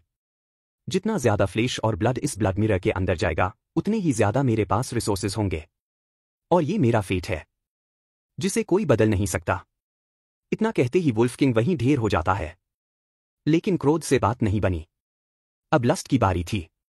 पानी के अंदर से एक औरत निकलती है, ये भी वुल्फ किंग ही होती है, लेकिन दूसरे रूप में। वो चोजन वन को बहकाती है, कहती है, कल्टिवेशन में क्या रखा है, मेरे साथ यहीं रुक जा, पावर, वेल्थ, ब्यूटी, जो चाहिए सब तुझे मिलेगा। डोंगगू सिटी में तू पहले ही सबसे ताकतवर है, पूरी जिंदगी एंजॉय कर। चोजन वन मुस्कुराता है और कहता है, अच्छा ट्राई किया, जब एक ट्रिक काम नहीं आई तो तूने दूसरी चाल चल दी, लेकिन लगता है तूने मुझे अंडर एस्टिमेट कर दिया। वो अपनी जेब से 2 और पिल निकालता है और एक साथ खा जाता है। वुल्फ किंग गुस्से में चिल्लाता है, तूने हिम्मत कैसे की एक साथ 2 पिल खाने की? इससे तेरी स्पिरिचुअल एनर्जी तो बढ़ेगी, लेकिन ये मुझे भी ताकत देगा। अब तू बुरी तरह मरेगा। लेकिन चोजन वन कामली कहता है, मुझे तुझसे ज्यादा टाइम वेस्ट नहीं करना। तू सिर्फ एक छोटा सा इल्यूजन है, जिसे दाओ की हेल्प से बनाया गया, और जिसे मैं अब पूरी तरह समझ चुका हूं। तभी चोजन वन की पीठ से 2 मैसिव विंग्स बाहर निकलते हैं, और वो उड़ते हुए ऊपर की ओर बढ़ता है। वुल्फ किंग आखिरकार हार मान लेता है, लेकिन चोजन वन अब भी नहीं रुकता। वुल्फ किंग कहता है, मैं हार मान चुका हूं, अब मैं तेरे रास्ते में नहीं आऊंगा। तुझे और क्या चाहिए? चोजन वन मुस्कुराता है और कहता है, बस एक चीज जाननी है, क्या ब्लड रिफाइन मैजिक मेरे स्क्रिप्चर को रिफाइन कर सकता है? मेरे डीमन हार्ट को? और यहीं से शुरू होती है असली रिफाइनमेंट। वुल्फ किंग जैसे ही चुजुवन का डीमन हार्ट रिफाइन होते देखता है, वो तड़पते हुए चिल्ला उठता है, तू सच में बहुत ज्यादा हार्टलेस है, चुजुवन। लेकिन चुजुवन बिना रुके कामली जवाब देता है, चिंता मत कर, तेरे जाने के बाद मुझे और ज्यादा मेरिट पॉइंट्स मिलेंगे। और तभी उसे होश आता है, वो ब्रेक थ्रू कर चुका था। जैसे ही चुजुवन ने ब्रेक थ्रू किया, एक भयानक एनर्जी चारों तरफ फैलने लगी। इतनी इंटेंस एनर्जी थी कि बाहर खेती कर रहे लोग भी चौंक गए। साथ ही black blade demon security company को भी ये अजीब फेनोमिनन महसूस हुआ। उन्हें लगा ये सब ज़ॉम्बी वेव की वजह से हो रहा है। अचानक एक मैसिव ज़ॉम्बी टाइड उनकी डायरेक्शन में बढ़ने लगी। उनका लीडर एक सोल्जर को भेजता है, तुरंत जाकर उस इलाके को चेक करो और रिपोर्ट दो कि वहां क्या चल रहा है। दूसरी तरफ चुजुवन ब्रेक थ्रू करके फाउंडेशन बिल्डिंग फर्स्ट लेवल तक पहुंच चुका था, और अब वो बताता है, अब मेरा लाइफ स्पैन 100 साल से ऊपर बढ़ चुका है। मैं अब एक ट्रांसेंडेंट बीइंग बन चुका हूं। अब मुझे उड़ने के लिए किसी बाहरी सपोर्ट की जरूरत नहीं है। अब अगला स्टेप था एक ऐसा मैजिक वेपन बनाना जो उसकी सोल के साथ बाउंड हो और किसी भी ऑर्डिनरी मैजिक टूल से कई गुना ज्यादा पावरफुल हो। उसने डिसाइड किया, मैं रिफाइन करूंगा सोल डिवावरिंग रोप। लेकिन इसके लिए उसे चाहिए था यिनसा स्टील, एक खास मटेरियल जिसे सिर्फ डिमोनिक कल्टिवेटर्स बना सकते हैं। यिनसा स्टील बनाने के लिए ऑर्डिनरी स्टील को यिन एनर्जी में रिफाइन करना पड़ता है। सुनने में आसान, लेकिन असल में ये डेंजरस था, क्योंकि ये जगह कांगजुवन कॉन्टिनेंट के ऊपर थी और वहां बहुत से राइटियस कल्टिवेटर्स पहरा दे रहे थे। वो ज़ॉम्बी प्लैनेट पर भी यिनसा स्टील बना सकता था, लेकिन उसके लिए हजारों ज़ॉम्बीज की ब्लड और सोल चाहिए थी। तभी उसे याद आया, अगर मेरे पास एक कोर होगा तो मैं सारे ज़ॉम्बीज को आसानी से एक जगह खींच सकता हूं। अगला सीन शुरू होता है। चुजुवन अपने ज़ॉम्बी सोल्जर्स को कोर देता है और कहता है, भागो, गलियों में घूमो, जितने भी ज़ॉम्बीज दिखें सबको खींचते हुए इस जगह लेकर आओ। ज़ॉम्बी सोल्जर्स ऐसा ही करते हैं। सब ज़ॉम्बीज को मैग्नेट की तरह खींचते हुए एक जगह इकट्ठा करने लगते हैं। चुजुवन ऊपर से सब कुछ ऑब्जर्व कर रहा था। अब बस उसे एक परफेक्ट जगह चाहिए थी जहां वो यिनसा स्टील को ग्राउंड में गाड़कर फॉर्मेशन बिछा सके, ताकि सारे ब्लड एंड फ्लेश अब्सॉर्ब हो जाएं और स्टील रिफाइन हो सके। तभी उसकी नजर पड़ती है एक सोल्जर जो ब्लैक ब्लेड सिक्योरिटी कंपनी से था। चुजुवन को अपने मेरिट पॉइंट्स का लॉस बिल्कुल भी बर्दाश्त नहीं था, किसी भी एक्सीडेंटल इंजरी से। उधर मोटा सोल्जर भागता हुआ अपने साथियों के पास आता है और चिल्लाता है, बहुत बड़ी ज़ॉम्बी टाइड हमारी तरफ बढ़ रही है, और मुझे वहां एक स्पिरिट बीस्ट स्केलेटन भी मिला है जो कई ज़ॉम्बीज खा चुका है और अब वो म्यूटेट हो चुका है। सब सोच में पड़ जाते हैं, अगर वो बीस्ट बाकियों को भी अट्रैक्ट कर ले तो पूरी सिटी कोलैप्स हो जाएगी। इसी टेंशन के बीच एक सोल्जर पर ज़ॉम्बी स्पाइडर हमला कर देती है और उसे मार देती है। मोटा सोल्जर अपनी फैट मैनिपुलेशन टेक्निक का इस्तेमाल करता है जो उसकी स्पिरिचुअल पावर थी और उस स्पाइडर को खत्म कर देता है। हमें बताया जाता है, ये स्पिरिट बीस्ट्स भले ही म्यूटेटेड हैं, इनके पास स्पिरिचुअल एनर्जी नहीं होती, लेकिन इनका वेनम ही इनकी स्पेशल स्किल बन जाता है। एक और सोल्जर मारा जाता है। बाकी सब टनल की ओर देखते हैं, सोचते हैं, क्या और भी आ रहे हैं? और हां, कुछ ही देर में उस टनल से और भी ज्यादा स्पाइडर्स निकलते हैं। उनकी क्वीन भी साथ थी। सभी जान बचाकर भागने लगते हैं, लेकिन स्पाइडर क्वीन अपने जाल से नेट अटैक करती है और सोल्जर्स को लटकाकर कैद कर लेती है। तीसरे सोल्जर पर भी अटैक होता है। वो नाइफ से नेट रोकने की कोशिश करता है, लेकिन फिर भी फंस जाता है। तभी वहां आता है चुजुवन। वो एक झटके में स्पाइडर नेट को काट देता है और सभी को आजाद कर देता है। मोटा सोल्जर उसे पहचान जाता है, यही है सोर्दी इमॉर्टल चुजुवन। चुजुवन अब खुश हो जाता है। एनर्जी कोर की वजह से यहां सिर्फ फर्स्ट और सेकंड लेवल के ज़ॉम्बीज आ रहे थे, लेकिन अब मुझे एक थर्ड लेवल बीस्ट भी मिल गया। स्पाइडर क्वीन चुजुवन को चैलेंज करती है। तू मुझसे लड़ेगा? चुजुवन मुस्कुराता है। अच्छा, अब एक कीड़ा मुझे चैलेंज करेगा। वो पगोड़ा को निकालता है और अपने तीनों एलीट ज़ॉम्बीज को बाहर भेजता है। तीनों ज़ॉम्बीज एक झटके में उस स्पाइडर को मार गिराते हैं। अब सबको समझ आ जाता है, ये ज़ॉम्बी टाइड, ये सब चुजुवन ने ही क्रिएट की थी और वो ज़ॉम्बीज को कंट्रोल कर सकता है। स्पाइडर क्वीन फिर से अटैक करती है अपने वेनमस नेट से, लेकिन चुजुवन इस बार इस्तेमाल करता है हेलफायर एक्सप्लोजन मूव। एक जलता हुआ फायरबॉल सीधा उसके जाल पर जाता है और सब कुछ भस्म कर देता है। अब स्पाइडर क्वीन डर जाती है, भागने लगती है, लेकिन चुजुवन उसे रोकता है, एक हमला करता है और एक ही बार में उसे जलाकर राख कर देता है। उसकी बॉडी ब्लास्ट होती है। अंदर से निकलते हैं 3 एनर्जी कोर्स और एक खास थ्रेड। चुजुवन बताता है, इस स्पाइडर क्वीन के जाल को हेलफायर ने पूरी तरह रिफाइन कर दिया है और अब यही बनेगा मेरी सोल डिवाउरिंग रोप का कोर मटीरियल। अब चुजुवन और भी ज्यादा शक्तिशाली हो चुका था। उसने तीनों एनर्जी कोर्स को एब्जॉर्ब कर लिया था और अब वो उन्हें अपनी सोल किलिंग रोप के लिए एक मटीरियल की तरह यूज कर सकता था। फिर उसने वो कोर्स वापस उन तीनों को दे दिए और एक वार्निंग दी, ज़ॉम्बीज को अट्रैक्ट करते रहो, भूलना मत। जैसे ही उसने पीछे मुड़ के उनकी तरफ देखा, वो सब के सब डर के मारे कांपने लगे। ये हमें भी मार देगा क्या? चुजुवन ने ठंडी निगाहों से पूछा। तुम लोग ब्लैक सिक्योरिटी कंपनी से हो? वो चुपचाप सिर झुका के बोले, हाँ, और शुक्रिया हमारी जान बचाने के लिए। चुजुवन को समझ आ गया, उसने इन्हें बहुत डरा दिया है। अब वो इस डर को यूज कर सकता है। उसने आंखों में सीरियसनेस भर के कहा, 3 दिन तक बाहर कोई नहीं निकलेगा, चाहे सुनामी आ जाए या आग लग जाए। जो बाहर गया वो जिंदा नहीं बचेगा। वो सब डर के मारे हाँ में सिर हिलाते हुए वहां से भाग गए। अब चुजुवन ने अपने पास से सोल माइनर्स निकाले और उन्हें डिमोनिक रा से भरी उस जमीन पर छोड़ दिया। ये जगह बनेगी ग्रेट यान स्पिरिट फॉर्मेशन का सेंटर, जहां से वो यान स्टील को और ज्यादा पावरफुल बनाएगा। Cut to black security company headquarter. Leader को जब ये सब बताया गया तो वो हंसा। एक बंदा जो हवा में उड़ता है, ज़ॉम्बीज और फायर दोनों को कंट्रोल कर लेता है और थर्ड लेवल की स्पाइडर मदर के सिल्क को काट देता है। क्या मैं बेवकूफ दिखता हूं तुम्हें? लेकिन तभी उसे याद आता है, कुछ दिन पहले किसी ने हाईवे के पास भीड़ के बीच ज़ॉम्बीज को कंट्रोल करके सब मार दिया था। अब उसे यकीन हो जाता है, वो बंदा वही है। फिर सवाल उठता है, अगर वो इतना शक्तिशाली है तो ज़ॉम्बीज की टाइड को इकट्ठा क्यों कर रहा है? क्या वो सिटी को ही डिस्ट्रॉय करना चाहता है? एक लड़का कहता है, ऐसा तो नॉवेल्स में विलन्स करते हैं, लेकिन उसने तो हमारी जान बचाई। लीडर बोलता है, अब मुझे खुद जाना पड़ेगा। अगर मेरा अंदेशा सही नहीं निकला तो मैं अपनी full power second level transcendent इस्तेमाल करूंगा। Cut to demonic zone. Leader वहां पहुंचता है। पूरा इलाका डिमोनिक एनर्जी से भरा हुआ था।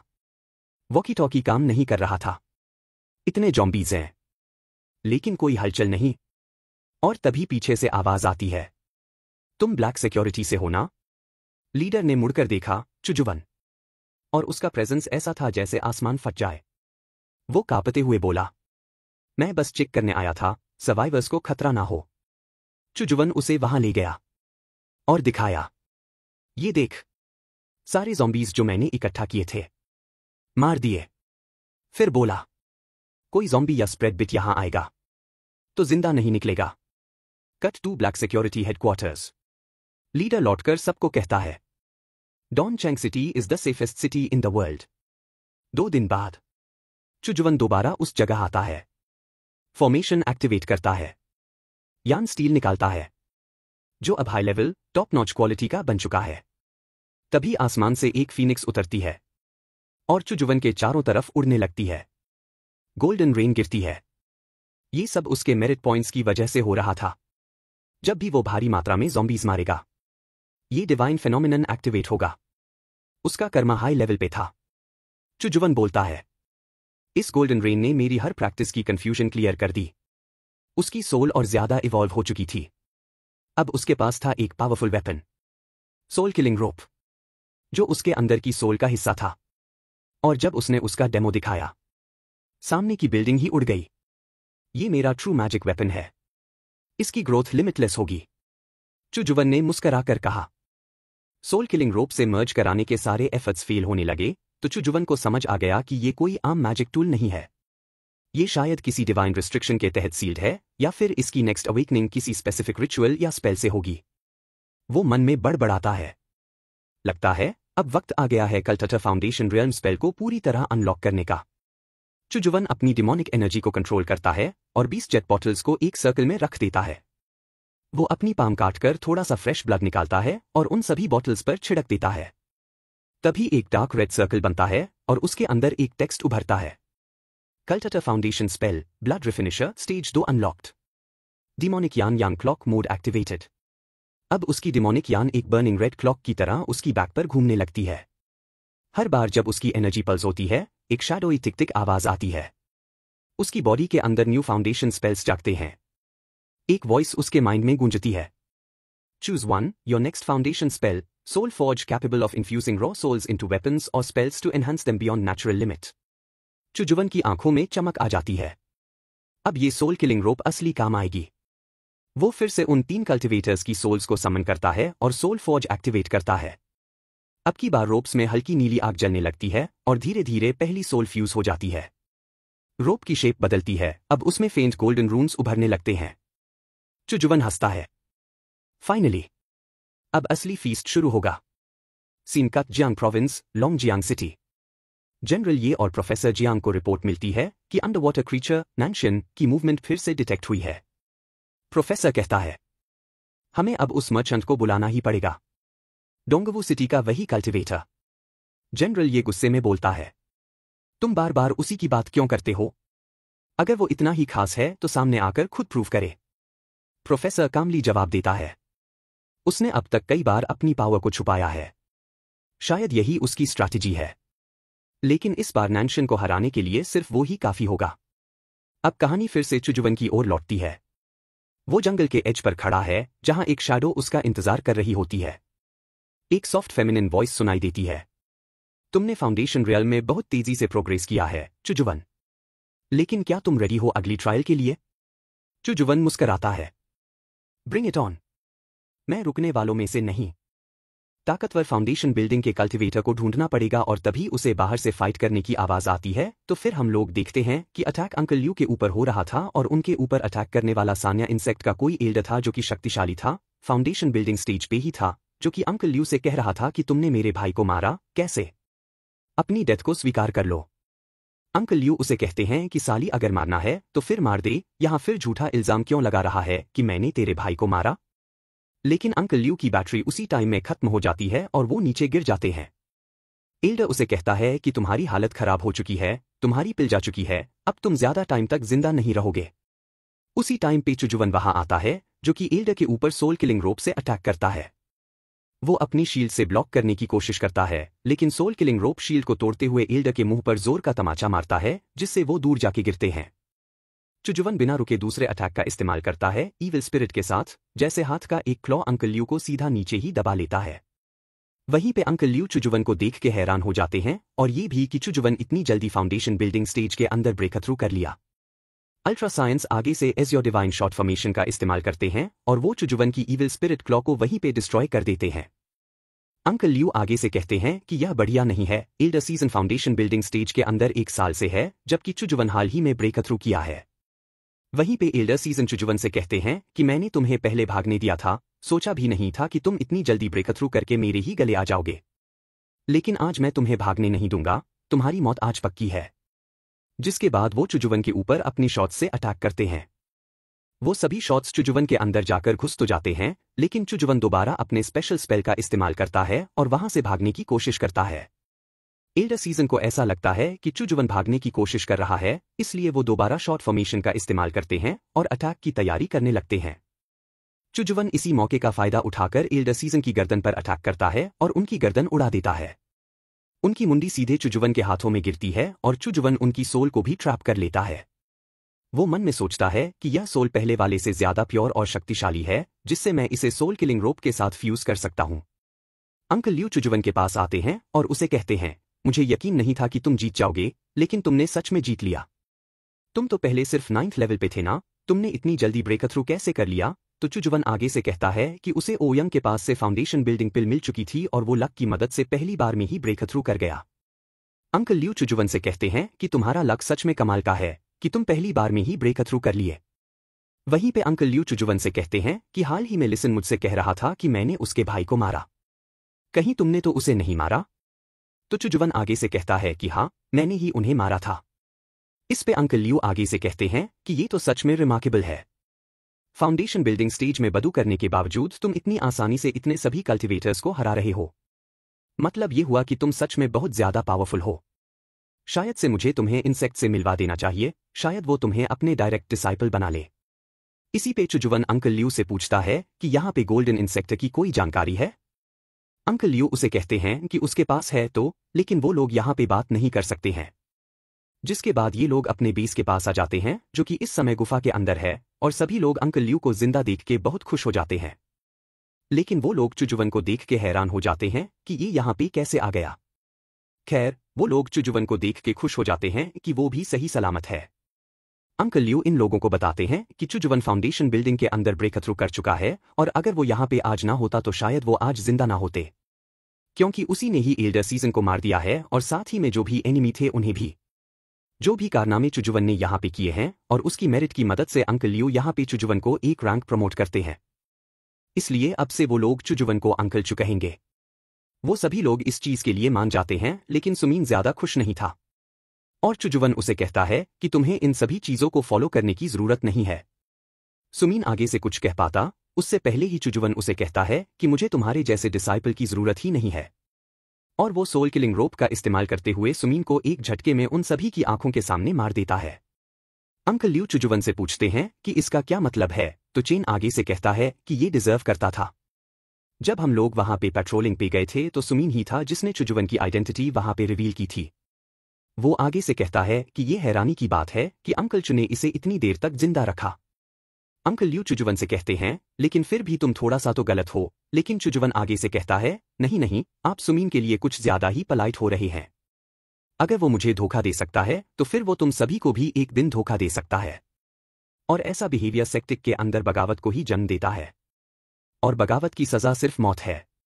मैं यहाँ पे सिर्फ सेक्टिक के लॉ के हिसाब से काम कर रहा हूँ और उसे सर्व कर रहा हूँ। मैं उम्मीद करता हूँ कि तुम सभी उसको फॉलो नहीं करोगे, जिस पर ये लोग आगे से हाँ कहते हैं। और चुजुवन अपने पास से कई सारे ब्लड बीड्स बाहर निकालता है और उन लोगों से कहता है मैं तुम्हारे लिए कई सारे ब्लड बीड्स लेके आया हूं। तुम लोग इसकी मदद से बहुत जल्दी ही फाउंडेशन बिल्डिंग के अंदर ब्रेक थ्रू कर सकते हो, इसे एंजॉय करो।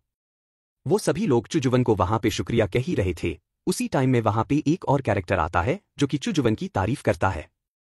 ये कहते हुए पनिशमेंट और नियम को एक साथ बैलेंस करना और इस तरीके का एक्शन लेना, ये बात सही है कि मुझे सेक्टिक के अंदर एक और टैलेंट आ चुका है।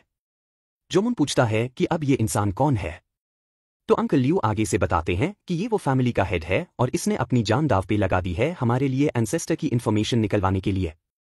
चुजुवन हेड डब्ल्यू की तारीफ करता है और उनसे कहता है आपका शुक्रिया। वहीं पे हेड डब्ल्यू को समझ में आ जाता है कि उसे चुजुवन से पंगा नहीं लेना है, वो फ्यूचर में एनिमी कभी भी नहीं बनाना चाहेगा। चुजुवन डब्ल्यू से पूछता है कि तुम्हें एंसेस्टर के बारे में इन्फॉर्मेशन कहाँ से मिली, क्या तुम बता सकते हो? जिस पे डब्ल्यू उन लोगों को बताता है गोल्डन कोन एंसेस्टर जिसका नाम मैन डब्ल्यू यिंग है और वो अंकल लियो डब्ल्यू का मास्टर भी है। उसे इतने समय से गैंग सेक्ट के अंदर कैद में रखा गया हुआ है। तो जुवन आगे से कहता है कि उन्हें कैद में रखा गया है, सेक्ट ने उसे अभी तक अलाइव क्यों रखा है। इस पे इन लोगों को समझ में आ जाता है कि रतिया सेक्ट बस साला एक दिखावा है, बाकी वो लोग तो उनसे भी ज्यादा कमीने हैं। उन लोगों ने एंसेस्टर को कैद में इसलिए रखा है क्योंकि वो वहां पे शॉट की प्रैक्टिस करते हैं और वो लोग उनसे शॉट की को निकालने वाले हैं, खुद को रिफाइन करने के लिए। वो लोग एंसेस्टर की खास कॉन्स्टिट्यूशन का इस्तेमाल कर रहे हैं, खुद के ब्लड को राइज करने के लिए और अपनी पावर को बढ़ाने के लिए। चुजुवन आगे से कहता है कि ये बिल्कुल भी माफी लायक नहीं है और वह मन में सोचता है कि ये लोग बस खुद को रतिया सेक्ट कहते हैं, बल्कि तो ये हमसे भी ज्यादा ईविल है।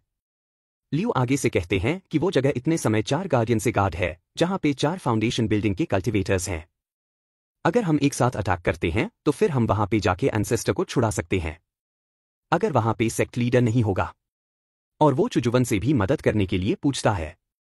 चुजुवन आगे से कहता है कि वो मदद करने के लिए तो राजी है, लेकिन वो लोग यहाँ पे सिर्फ 3 ही हैं, जबकि वहाँ पे 4 हैं, और ऊपर से वहाँ पे डिफेंसिव फॉर्मेशन भी तो होगी। एंसर को बचाना काफी ज्यादा मुश्किल होगा। अगर लियो आगे से चूजवान को बताते हैं कि उनके पास एक और फाउंडेशन बिल्डिंग का कल्टीवेटर है जो कि एंसेस्टर की डायरेक्ट डिसाइल है, और वो फाउंडेशन बिल्डिंग के 3rd स्टेज पे है, और वो डिपल फाउंडेशन बिल्डिंग के टैलेंट्स में से सबसे बेहतरीन टैलेंट है, और उसके पास बहुत ज्यादा पोटेंशियल भी है कि वह गोल्डन कोर स्टेज तक भी पहुंच सकती है। उसका नाम है लीजन यूए। हेड वो आगे से कहता है कि उसने पहले ही यहाँ पे सिस्टर यूवे को कांटेक्ट कर लिया है। हालांकि वो सर्कुलेशन के अंदर चली गई थी, लेकिन जैसे ही उसे इस बारे में पता चला कि इस सिस्टर को अगवा कर लिया गया है, तो वो एंसेस्टर को बचाने के लिए बाहर आने को राजी है, लेकिन एक शर्त पे कि उसे एंसेस्टर का चीफ डिसाइल बनना है। वहीं पे अंकल लियो चूजवान से दोबारा कहते हैं मदद करने को, और उसे कहते हैं कि अगर चूजवान उसकी मदद करेगा तो वह एस्टर से खास रिक्वेस्ट करेगा कि एस्टर चूजवान को अपने डायरेक्टेड डिसाइल बना ले। चूजवान इस चीज के लिए मान जाता है और वो अंकल लियो से कहता है खड़े होने को, और वह मन के अंदर सोचता है कि अगर वो गोल्डन कोर स्टेज तक पहुंचना चाहता है तो फिर उसे किसी कल्टीवेटर की जरूरत पड़ेगी गाइडेंस के रूप में, जो गोल्डन कोर स्टेज पे होना चाहिए। और अगर उसके पास एंसेस्टर गाइडेंस की तरह रहते हैं तो यह बहुत ही ज्यादा वैल्यूएबल होगा। इसलिए वो अंकल लियो से कहता है कि उन्हें चिंता करने की जरूरत नहीं है, वो इस मिशन के लिए अपनी जिंदगी भी दांव पे लगा देगा। इसके बाद ये लोग उस जगह पे पहुंच जाते हैं जहां पे सिस्टर को कैद करके रखा गया है। सिस्टर यू वहां पे पहले से ही आ चुकी थी और वो चूजवान को देख के पहचान जाती हैं कि चूजवान हाल ही में ब्रेक थ्रू किया है, और वो उसकी तारीफ करती हैं कि इतनी कम एज में इस फीट को पाना कोई इजी टास्क नहीं है। जिसके बाद वह उसको एक फॉर्मेशन ब्रेकिंग मिरर देती है और उसे कहती हैं कि चारों तरफ प्रोटेक्टिव फॉर्मेशन लगी हुई है, इस मिरर का इस्तेमाल करो और जितने भी फ्लैग तुम्हें दिखाई दे उन्हें डिस्ट्रॉय कर देना। तुम अभी ही फाउंडेशन बिल्डिंग स्टेज पे आए हुए हो और तुम्हारे अंदर स्ट्रेंथ की कमी है, इसलिए तुम पीछे रह के सपोर्ट करोगे, डायरेक्ट फाइट नहीं करोगे। जो चूजवान को भी यही चीज चाहिए थी कि वो डायरेक्ट अटैक ना करें और धीरे धीरे करके अपने काम करें, इसलिए वो इस चीज के लिए मान जाता है। सिस्टर यूवे उन लोगों से कहती हैं कि अंदर 4 फाउंडेशन बिल्डिंग के कल्टीवेटर्स हैं, जिनमें से बाकी 3 स्ट्रांगेस्ट लेवल के हैं और कुछ बचे हुए कमजोर हैं। मैं उनमें से 2 को हैंडल करूंगी और बाकी तुम्हारे होंगे। अब अगर कोई भी दिक्कत नहीं है तो फिर अटैक करने के लिए चलो। जिसके बाद वहां पे फॉर्मेशन डिस्ट्रॉय हो जाती है और चूजवान के पास जो भी फ्लैग बचे हुए थे वो तीनों सोल्जर्स को बाहर निकालता है और उन्हें एक एक काम दे देता है। जा और जाके जितने फ्लैग देख रहे हैं उन्हें डिस्ट्रॉय कर दो। वो फ्लैग जैसे ही डिस्ट्रॉय होते हैं तो ये लोग अंदर घुस जाते हैं और वहां पे कल्टीवेटर्स के साथ फाइट करने लगते हैं। सिस्टर यूए में कल्टीवेटर्स के साथ फाइट कर रही थी और वो एक एक करके जितने भी एनिमी उनके सामने आती है उन्हें एक झटके के अंदर मार देती है। लेकिन उसी टाइम पे हम लोग देखते हैं कि एक दरवाजे को तोड़ते हुए एक मसेट बाहर निकलती है और उसके पीछे से फेंकने वाला कहता है, मैं इसी पल का इंतजार कर रहा था, जैसे ही मुझे मौका मिलेगा मैं तुम्हारे ऊपर अटैक कर दूंगा। सिस्टर यूवे उस मसेट के अटैक को ब्लॉक कर लेती हैं, तो वो बुढ़ा अपनी मसेट को वापस बुला लेता है। यह बुढ़ा सिस्टर यूवेई को पहले से ही जानता था। चूजवान हम लोगों को बताता है कि यह हुई कंग है, जो कि एक बैटल मॉन्के है। वो भी गोल्डन ड्रैगन टपल से ऐसा कहा जाता है कि ये भी जीनियस है, जो कि सिस्टर यूवे के बराबर का ही है। ये भी 30 की उम्र में फाउंडेशन बिल्डिंग के स्टेज पे पहुंच गया था। ये दोनों हमेशा आपस में लड़ते ही रहते हैं, लेकिन बैटल मोंग के पास जीत के अलावा सिर्फ ज्यादातर हार ही मिली है। सिस्टर यूवे उसे कहती है, तू साले मुझसे जीत नहीं सका तो फिर यहाँ पे आ गया और शॉर्ट सेक्ट के साथ मिलके दूसरे लोगों के कल्टिवेटर्स के खून को घोस्ट को खिलाने लगा ताकि खुद का फायदा बढ़ा सके।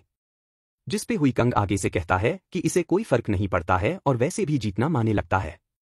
अब इसकी ताकत पहले से ज्यादा बढ़ चुकी थी, इसीलिए सिस्टर यूए भी इसे हैंडल नहीं कर सकती थी। इसलिए हुई कंग उसे कहता है, आज तुम हारोगे, मैं जीतूंगा। इसके बाद वो हेडवू के ऊपर अटैक करता है तो फिर उनका एक हाथ कट जाता है। फिर सिस्टर यूवे अपनी जान बचाते हुए इधर उधर भागने लगती है। सिस्टर यूवे को समझ में आ जाता है कि हुई कंग जानबूझ के पहले अटैक नहीं किया था, क्योंकि वो इन लोगों को थका चाहता था और सही मौके पे वो हथौड़ा मार के इन्हें हरा देगा। अगर ये लोग यहाँ पे इसी तरीके से फाइट करते रहे तो फिर कुछ ही देर में डिवाइन सॉर्ट सेक्ट से या फिर इन्फोर्समेंट आ जाएगी, जिसके बाद इन लोगों का हारना पक्का का है। तो फिर सिस्टर यूवे अपने पास से लाइफ बाउंडिंग आर्टिफैक्ट को बाहर निकालती हैं, जिसका नाम ब्लैक विंड मैनर था, लेकिन हुई कंग अटक करते हुए कहता है, तुम्हें क्या लगता है कि तुम भाग सकती हो? जिसके बाद वो सिस्टर यूए के ऊपर अटैक करता है तो फिर उनका पैरेट डिस्ट्रॉय हो जाता है, साथ में वो भी घायल हो जाती हैं और वो धड़ाम से नीचे गिरती है। हुए कंग उसे कहता है, मरने के लिए रेडी हो जाओ। सिस्टर यूवे उसे कहती है, तुमने इस टेक्निक को मास्टर कर लिया है, इसीलिए कोई शक नहीं, तुम एक साथ 3 अपोनेंट्स को हैंडल कर सकते हो, यही तुम्हारा ट्रम्प कार्ड है। जिसके बाद हुए कंग सिस्टर युवे की गर्दन उड़ाने ही वाला था कि उससे पहले ही वहां पे चूजवान अटैक करता है। तो हुए कंग डिफेंड करने की कोशिश करता है, लेकिन चूजवान उससे पहले ही उसके पतीले को छेद देता है। और इसी आर्ट फेट की मदद से अभी तक हुए कंग शक्तिशाली बन रहा था। सिस्टर युवे चूजवान को देख के हैरान हो जाती हैं, क्योंकि उन्होंने सोचा भी नहीं था कि वो भागने की जगह पे क्रिटिकल मोमेंट का इंतजार करेगा और हुए कोंग के इवल मार्क को डिस्ट्रॉय कर देगा। हुए कोंग चूजवान से पूछता है, तुम कौन हो? तो चूजवान आगे से क्लॉ की मदद से अटैक करता है। तो हुए कंग तुरंत पीछे हट जाता है और उसे कहता है, ये तुम्हारा डार्क फी क्लॉ मेरा कुछ भी नहीं उखाड़ पाएगा, ये लो लेवल की टेक्निक है। लेकिन उसी टाइम पे चूजवान अपनी की का इस्तेमाल करता है और डार्क फीड एनर्जी का इस्तेमाल करते हुए क्लॉ को बढ़ा कर लेता है और मौके को पकड़ के दबा देता है।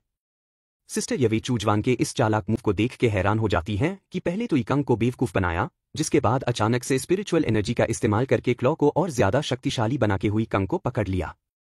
हुए कंग आगे से कहता है, इसके बावजूद तुम मुझे हरा नहीं सकते हो। जिसके बाद वह अपनी बीट्स का इस्तेमाल करता है, लेकिन चूजवान सोल के लिए रोप का इस्तेमाल करते हुए उन सभी को डिस्ट्रॉय कर देता है, जिसके बाद वह आगे से सोल किलिंग रोप का इस्तेमाल करते हुए होक के मुंडे के अंदर उसे घुसाने वाला था। तो ईगागा से कहता है, मुझे मारना नहीं तो मेरा मास्टर तुम्हें छोड़ेगा नहीं। चूजवान को घंटा फर्क नहीं पड़ता है और वो अपनी सोल किलिंग रोप को उसकी मुंडी के अंदर घुसा के उसके सर को चीर देता है और उसे कहता है, तुम्हें क्या लगता है साला हम दिन भर यही काम करते हैं, ये धमकियां पुरानी हो गई हैं, कुछ नया लेके आओ।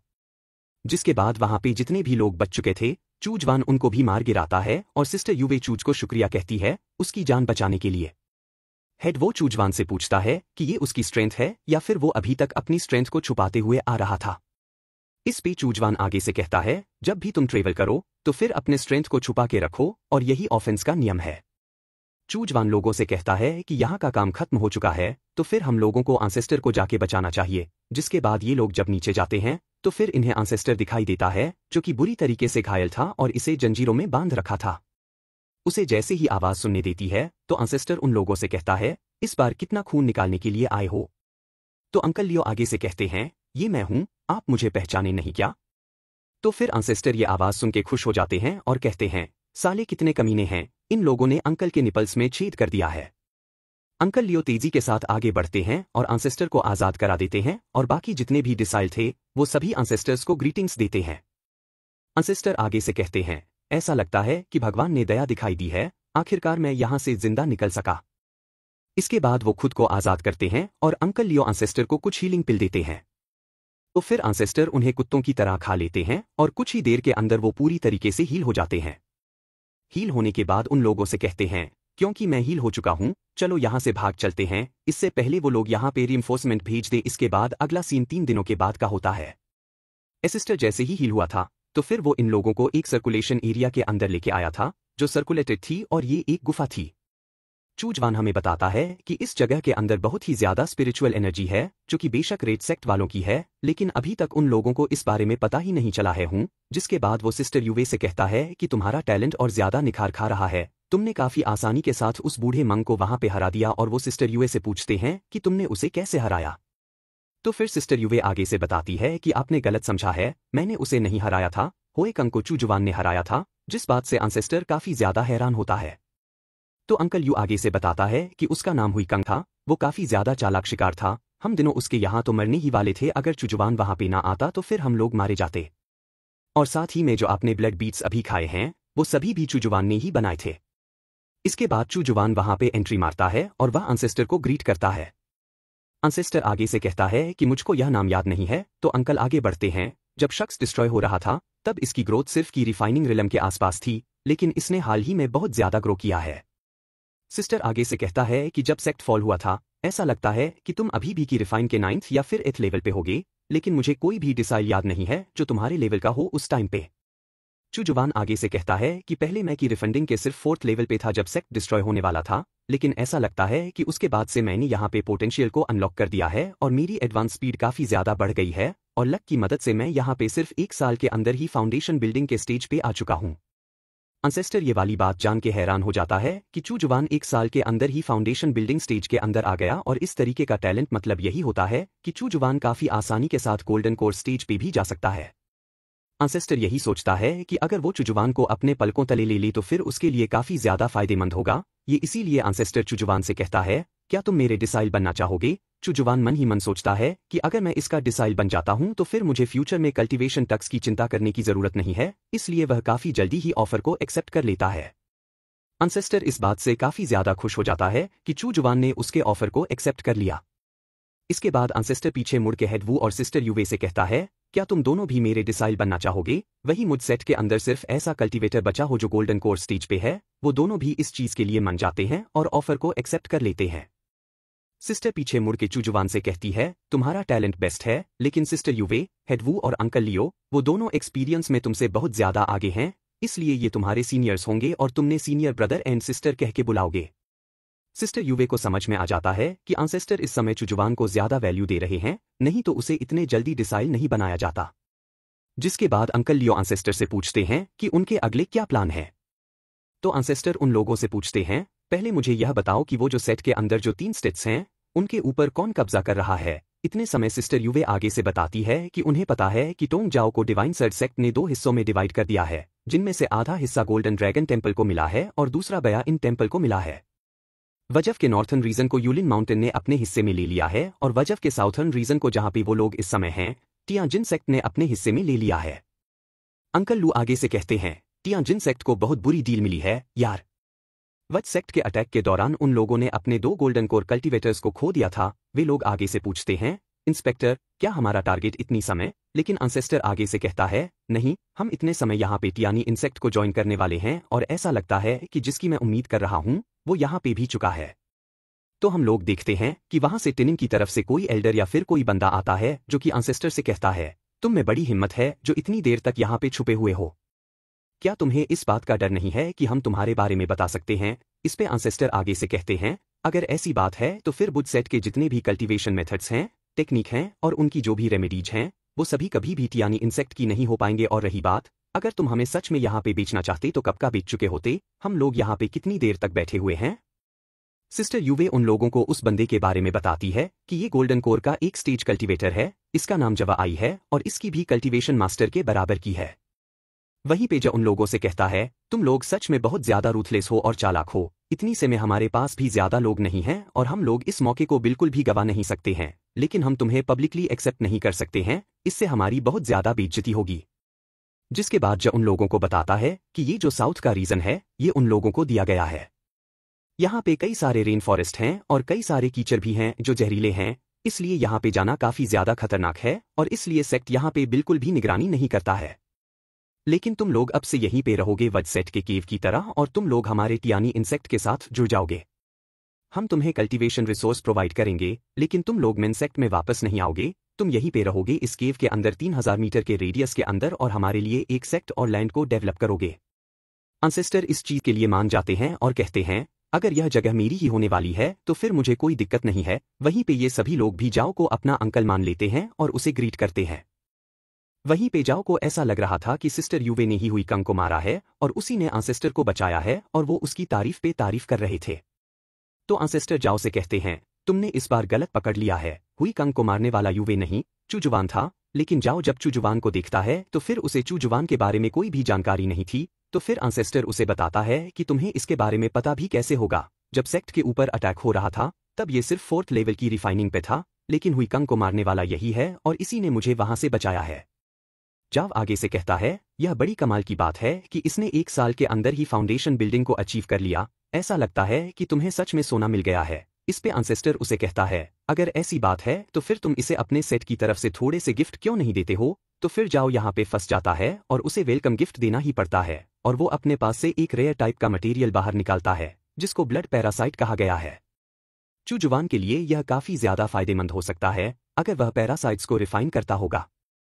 चुजुवान पीछे मुड़ के एंसेस्टर से पूछता है, मैं इसे ले तो लूं, लेकिन इसका इस्तेमाल कैसे करूंगा? तो एंसेस्टर उसे कहता है, जिंदा की कोई बात नहीं है, तो मेरे पास से मेरा ब्लड पैरासाइट मैनुअल और सीक्रेट फोर्स टेक्निक ले सकते हो और हमें बस निराश मत करना। चुजुवान इन सभी मटेरियल को ले लेता है और काफी ज्यादा खुश हो जाता है। हालांकि युवे खुश नहीं थे, साथ ही में चुजुवान को उसके लिए उसका अलग रूम या फिर एक कीव दी जाती है जो उसके पर्सनल लैंड होगी। लेकिन चुजुवान को अभी भी यहाँ पे स्प्लिट फॉर्मेशन की जरूरत पड़ेगी उसके लैंड को गार्ड करने के लिए। चुजुवान के पास कल्टीवेशन रूम है, अल्केमी लैब है, साथ ही में फोर्ज वेपन वाली चीजें भी हैं और साथ ही स्पिरिट प्लांट के लिए एक अलग रूम है यानी कि इसके पास परफेक्ट एरिया है खुद के जीवन के लिए। उसके बाद चूजवान अपने पास से ब्लेड स्टील सिल्क वर्म को बाहर निकालता है। भाई, इसमें वेपन्स का नाम ऐसे चेंज हो रहा है जैसे फेमिनिस्ट अपने प्रिंसिपल चेंज करती हैं। खैर, चूजवान को समझ में आ जाता है कि उसका ब्लड स्टील सिल्क वर्म उस पैरासाइट सीरम के लिए बेताब हो रहा है। चूजवान उसे पूछता है, तुम्हें चाहिए क्या? तो वो सर हिलाते हुए कहता है कि हाँ हाँ मालिक। चूजवान ब्लड पैरासाइट मैनुअल को बाहर निकालता है तो फिर उसे पता चलता है कि ब्लड स्टील सिल्क वर्म साई से ascent parasite golden blood mother का डिसेंडेंट हो सकता है और इस सिरप को कंज्यूम करने की वजह से शायद से वो अपने एंसेल रिवीजन को याद कर सके और जिससे वो अपनी पावर को बढ़ा सकता है। लेकिन पैरासाइट सीरम काफी ज्यादा रेयर है और चूजवान को ऐसा लग रहा था कि यहाँ पे और भी डिसेंडेंट हो सकते हैं, जैसे कि फ्लाइंग मांटिस या फिर माउंटेन स्टील वर्म। लेकिन जो जवान फिर भी अपने ब्लड स्टील सिल्क वर्म को वो सिरप कंज्यूम करने के लिए दे देता है, यह सोचते हुए कि मेरा ही तो बच्चा है, खाएगा तो क्या जाएगा। ब्लड स्टील वर्म जैसे ही उस पैरासाइट को कंज्यूम करता है तो फिर उसकी पावर बढ़ जाती है और वो सेकंड स्टेज के अंदर इवॉल्व होने लगता है। लेकिन इसे इवॉल्व होने के लिए महीनों या फिर हफ्तों लग सकते थे। इसलिए चूजवान यहाँ पे बैठा बैठा इंतजार नहीं कर सकता है, वो सिर्फ टाइम बर्बाद ही करेगा। इसलिए चूजवान जॉम्बी प्लेनेट जाने की तैयारी करने लगता है ताकि वो जॉम्बी प्लेनेट से और भी ज्यादा रिसोर्स ला सके और ज्यादा इंफॉर्मेशन इकट्ठा कर सके। इसके बाद चूजवान वापस जॉम्बी प्लेनेट पे आ जाता है तो उसके चेले उसे वेलकम करते हैं। तो जवान उसे पूछता है, कोई खास चीज हुई यहाँ पे? तो चलिए आगे से बताते हैं। कुछ खास तो नहीं हुआ, लेकिन 1-2 महीने पहले यहाँ पे 2 हेडेड पाइथन आया था जो 50 मीटर लंबा था। उसने लॉन्गसंग सिटी को पूरी तरीके से डिस्ट्रॉय कर दिया था। लेकिन 2 महीने पहले उसे वहां से भगा दिया गया, जिसके बाद वह भागते हुए उनकी सिटी में आ गया है। अब वो यहाँ पे भी आके पूरी तरीके से तबाही मचा रहा है और कई सारे फॉर्मेशन और ट्रैप्स को तोड़ रहा है। लिंजियांग आर्मी ने करीब 100 सोल्जर्स यहाँ पे भेजे हैं उसे पकड़ने के लिए। चूजवान आगे से बताता है कि ऑर्डिनरी बीस्ट उसके नफील्ड सोल ट्रैप के अंदर जाते ही एक झटके के अंदर एब्जॉर्ब हो जाते हैं, लेकिन ये पाइथन अभी तक जिंदा है। इसलिए चूजवान के मुंह के ऊपर रौनक आ जाते हैं क्योंकि वो इस पाइथन का इस्तेमाल अपने फॉर्मेशन को स्प्लिट के लिए कर सकता है। इसके बाद हम लोग लॉन्ग जंग आर्मी बेस को देखते हैं, जहां पर ये लोग चेक पॉइंट पे आ चुके थे और पाइथन यहीं से होकर गुजरने वाला था। इसके बाद हमें लिंग जंग आर्मी के कुछ कमांडर से मिलवाया जाता है। पहले कमांडर है लिन की आओ, दूसरा कमांडर है जिंग और तीसरा कमांडर है ली टियनमा। लिन पीछे मुड़ के उन लोगों से कहते हैं कि तुम लोग ब्लैक सिक्योरिटी कंपनी वालों से हो ना? क्या तुम्हारे पास कोई सजेशन है? जिसमें लीडर आगे से यही कहता है कि उन्हें चूजवान को बुला लेना चाहिए, उसकी मदद से वो लोग पाइथन को काफी आसानी के साथ पकड़ या फिर मार सकते हैं। लेकिन ये सभी कमांडर अभी भी अपनी जिद पे अड़े हुए थे। ये चूजवान को हल्के में ले रहे थे और कह रहे थे कि जनाई ने ही डिसीजन दे दिया है कि कोई भी उसकी मदद नहीं लेगा। क्या तुम्हें उनके डिसीजन के ऊपर यकीन नहीं है? अब उसी टाइम पे वहां पे पाइथन आ जाता है। ये लोग नेट उसके ऊपर छोड़ते हैं और उसे पकड़ लेते हैं, जिसके बाद उसके ऊपर गोलियां बरसाने लगते हैं और उसे छल्ली छल्ली कर देते हैं। बपे चूजवान दूर से ये सब कुछ देख रहा था और वो थोड़ा सा निराश हुआ था कि ये पाइथन तो पहले ही मर गया, मैं इसका क्या ही इस्तेमाल करूंगा। अब इनके अंदर सबर नाम की चीज तो थी नहीं, इसलिए ये भागते हुए पाइथन के पास ही चले जाते हैं ये चेक करने के लिए कि मरा या नहीं मरा। उसी टाइम पे पाइथन, जो कि बिहारी एक्टिंग स्कूल से एक्टिंग सीख के आया था, वो तुरंत ही जिंदा हो जाता है और लिंग के ऊपर हटा करके उसे निकल ही जाता है। Bye bye.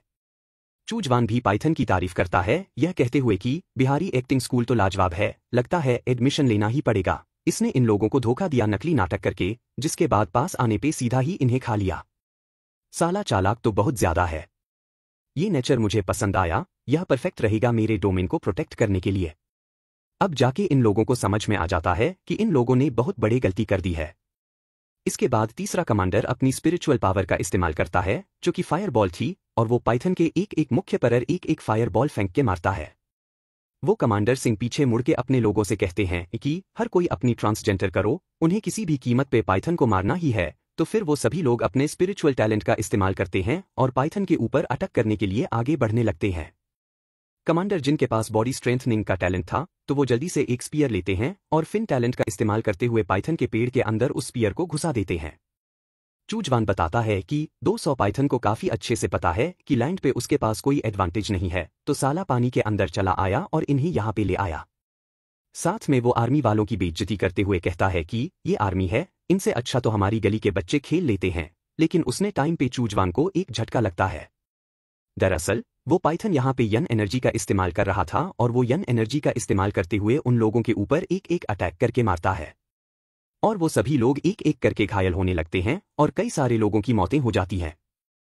वो पाइथन कमांड जिंक के ऊपर भी अटैक करता है तो वो भी बहुत ज्यादा घायल हो जाते हैं और उन्हें समझ में नहीं आता है कि यह कैसा अटैक था। वे पर चूजवान आगे से अपनी शॉट का अटैक करता है और थन से कहता है कि मेरे सामने मेरी ही एनर्जी को चुरा के उसका इस्तेमाल करोगे तो फिर मौत से टक्कर लेनी ही पड़ेगी ना, और वह एक झटके के अंदर सारी ल एनर्जी को वहीं से डिस्ट्रॉय कर देता है।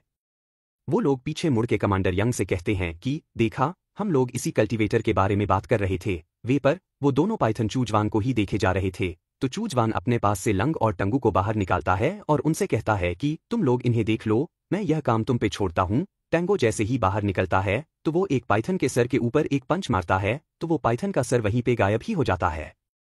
सिर्फ आंखें और दांत बचते हैं। कमांडर सिंह आगे से कहते हैं कि उसने एक पंच के अंदर ही पाइथन के सर को उड़ा दिया। लीडर आगे से कहता है कि ये एक जॉम्बी है जो कि वो कंट्रोल करता है, उसने खुद से यहाँ पे कोई मूव नहीं लिया है। वहीं पे हम लोग होंग को देखते हैं जो कि आगे से अपने वेपन का इस्तेमाल करते हुए पाइथन की गर्दन के ऊपर अटैक करता है और उसे 2 हिस्सों में काट देता है।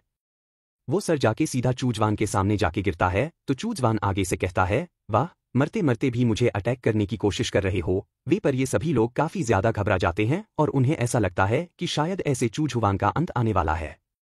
लेकिन चूजहुआन आगे से उस इवल एनर्जी को एब्जॉर्ब करता है और आगे से कहता है, वाह, ये इवल एनर्जी तो अपने मालिक के पास दोबारा आ गई। इसके बाद वो क्ला का इस्तेमाल करते हुए पाइथन के सर के ऊपर